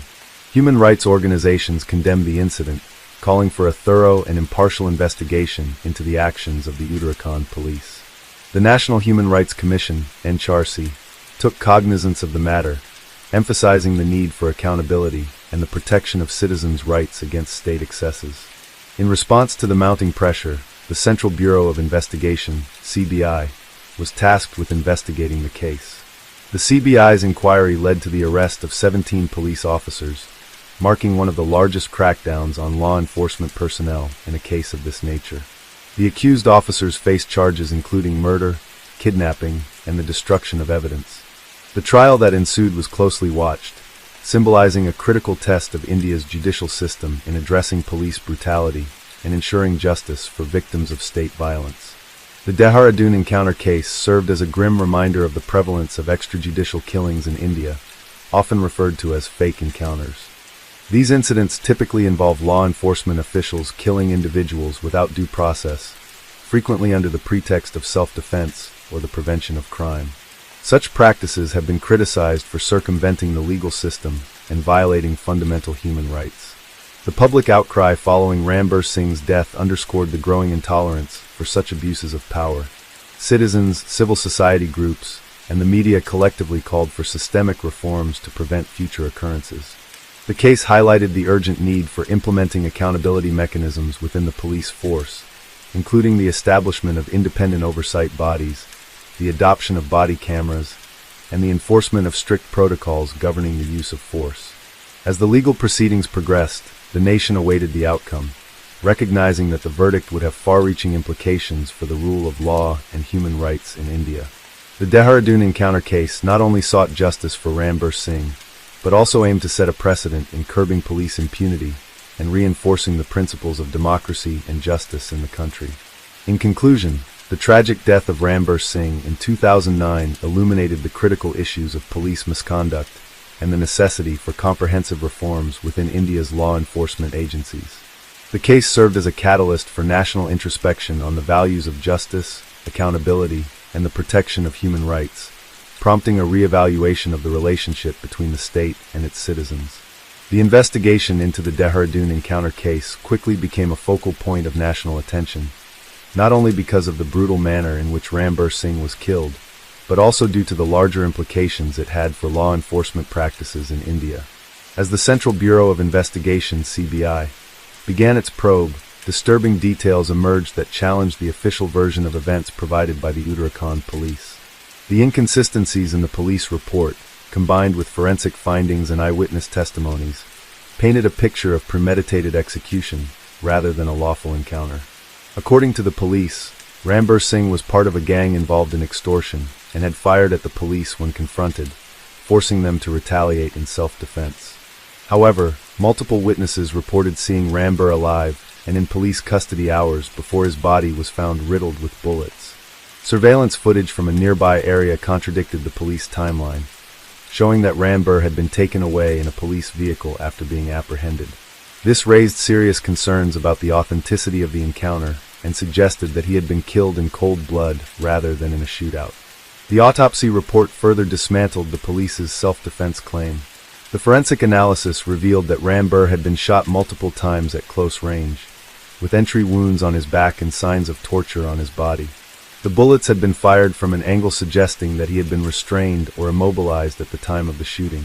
There were also bruises and deep lacerations on his wrists, indicating that he had been handcuffed before being executed. These findings confirmed the fears of human rights activists and the victim's family, that Rambir had been deliberately killed in a staged encounter. As the details of the case became public, outrage spread across the country. The killing of a young MBA graduate with no criminal record led to an eruption of protests, particularly in Delhi and Uttarakhand, where students, activists, and ordinary citizens demanded justice. His family, devastated and seeking answers, accused the police of fabricating charges against Rambir to justify the encounter. They rejected the police's narrative and demanded an impartial investigation, which eventually led to the CBI being assigned to handle the case.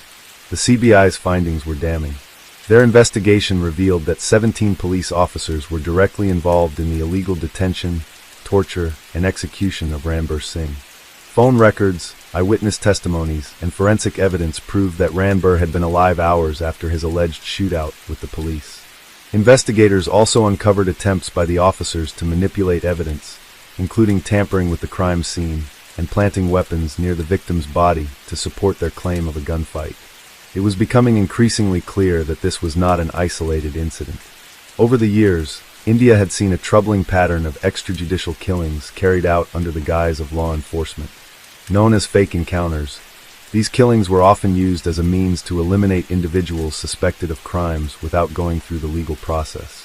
While police officers justified such actions by claiming they were necessary to maintain law and order, critics argued that such encounters undermined the rule of law and allowed for unchecked police brutality. The revelations in Rambir's case intensified calls for police reform. Human rights organizations, legal experts, and civil society groups demanded stricter oversight of law enforcement agencies. They called for independent investigative bodies to review cases of alleged extrajudicial killings, the implementation of body cameras for police officers, and stronger accountability mechanisms to prevent abuses of power. The Supreme Court of India had previously issued guidelines to prevent fake encounters, but Ramber's case demonstrated that these measures were either ignored or inadequately enforced. The legal proceedings against the accused officers were closely watched. Unlike in many past cases where police officers escaped punishment due to political connections or lack of evidence, the weight of the CBI's investigation ensured that the trial moved forward. The prosecution built its case on the forensic evidence, eyewitness accounts, and internal police records that contradicted the official reports. The defense, however, attempted to argue that Ramber had been involved in criminal activities and that the police had acted in self-defense, despite overwhelming evidence to the contrary. Meanwhile, the media played a crucial role in keeping the case in the public eye. News channels conducted interviews with legal experts, human rights activists, and Ramber's grieving family. His father, who had tirelessly fought for justice, became a central figure in the movement against police brutality. He appeared in press conferences, urging the government to take stronger action against officers who engaged in extrajudicial killings. Public sentiment remained strongly in favor of justice for Ramber. Candlelight vigils were held in major cities, students organized marches, and social media was flooded with messages condemning police impunity. The case had struck a nerve, symbolizing the larger struggle against institutional corruption and the abuse of power by those meant to protect citizens. As the trial progressed, the accused officers began to face mounting legal troubles. Evidence showed that they had not only killed an innocent man, but had also attempted to cover up their crime. One of the key pieces of evidence was the ballistic report, which showed that Ramber's hands had no gunpowder residue, proving that he had never fired a weapon, directly contradicting the police's claims. Furthermore, phone records placed several officers at an undisclosed location at the time of the alleged shootout, suggesting they had orchestrated the encounter away from public view. The prosecution demanded the maximum punishment for the accused officers, arguing that they had not only committed murder, but had also betrayed the trust placed in them as law enforcement officials. Legal experts noted that the case was a critical test for India's judiciary. If the officers were let off lightly, it would send a message that police could continue to operate with impunity. Despite the overwhelming evidence against them, the accused officers maintained their innocence. Their defense team argued that they had been following orders, and that the encounter had been a legitimate act of law enforcement. However, with each passing day, the prosecution systematically dismantled these claims, proving that Ramber had been unlawfully detained, tortured, and killed in cold blood. As the trial neared its conclusion, the nation waited anxiously for the verdict. The case had gone beyond the death of one individual. It had become a referendum on the state of policing in India. Would justice prevail, or would this become yet another instance where those in power escaped accountability? The outcome of the case would determine whether the country was willing to confront the deep-seated issues within its criminal justice system, or continue to allow extrajudicial killings to persist unchecked.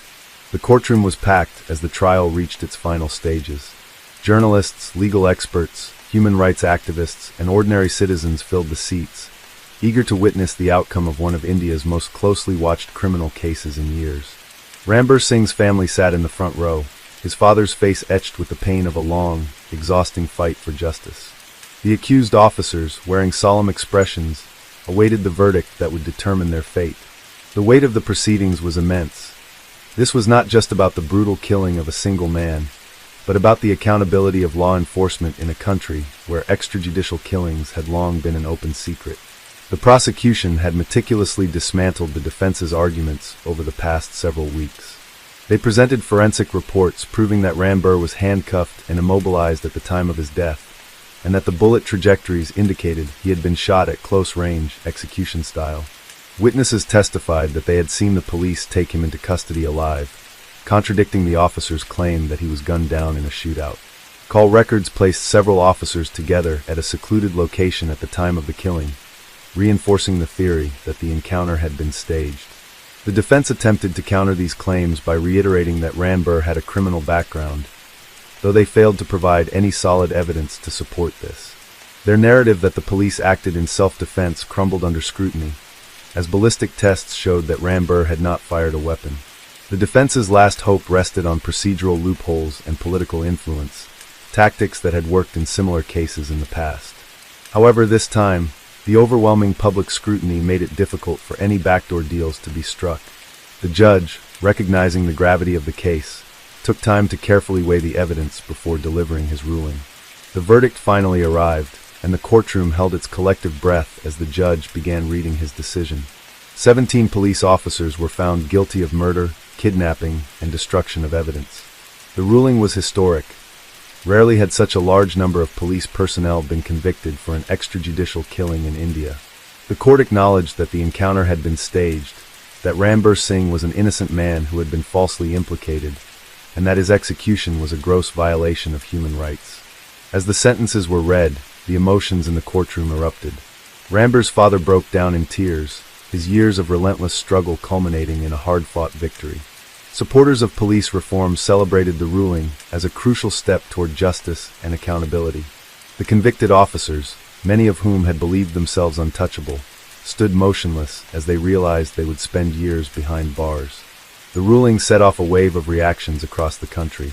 Legal experts hailed it as a landmark decision that would serve as a precedent for future cases of police brutality. Human rights organizations praised the judiciary for standing up against the culture of impunity that had long plagued the law enforcement system. The media dissected every aspect of the case, from the flawed police procedures to the broader implications of the verdict. Public sentiment was overwhelmingly in favor of the conviction, with many hoping that this would deter future cases of fake encounters. However, not everyone was satisfied. Within law enforcement circles, there was unease over the ruling.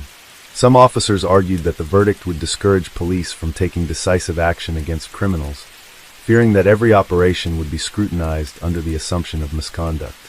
Others, however, saw the case as a necessary turning point, a moment of reckoning that would force the police to operate within the boundaries of the law rather than outside it.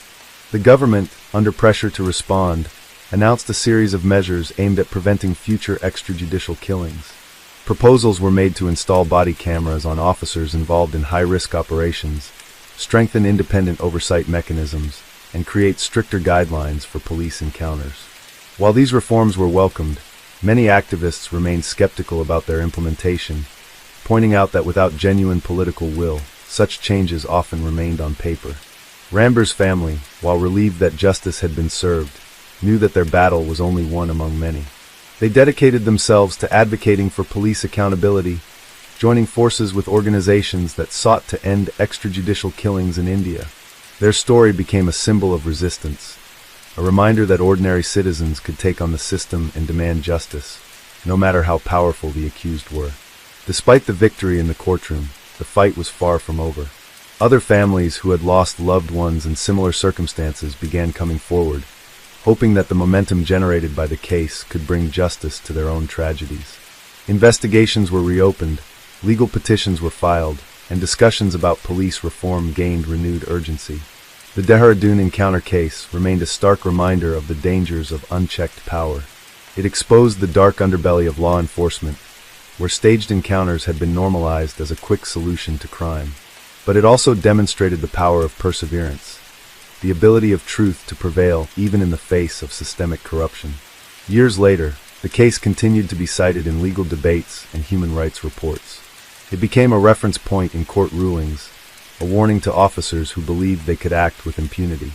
While extrajudicial killings had not disappeared entirely, the conviction of the 17 officers sent a clear message.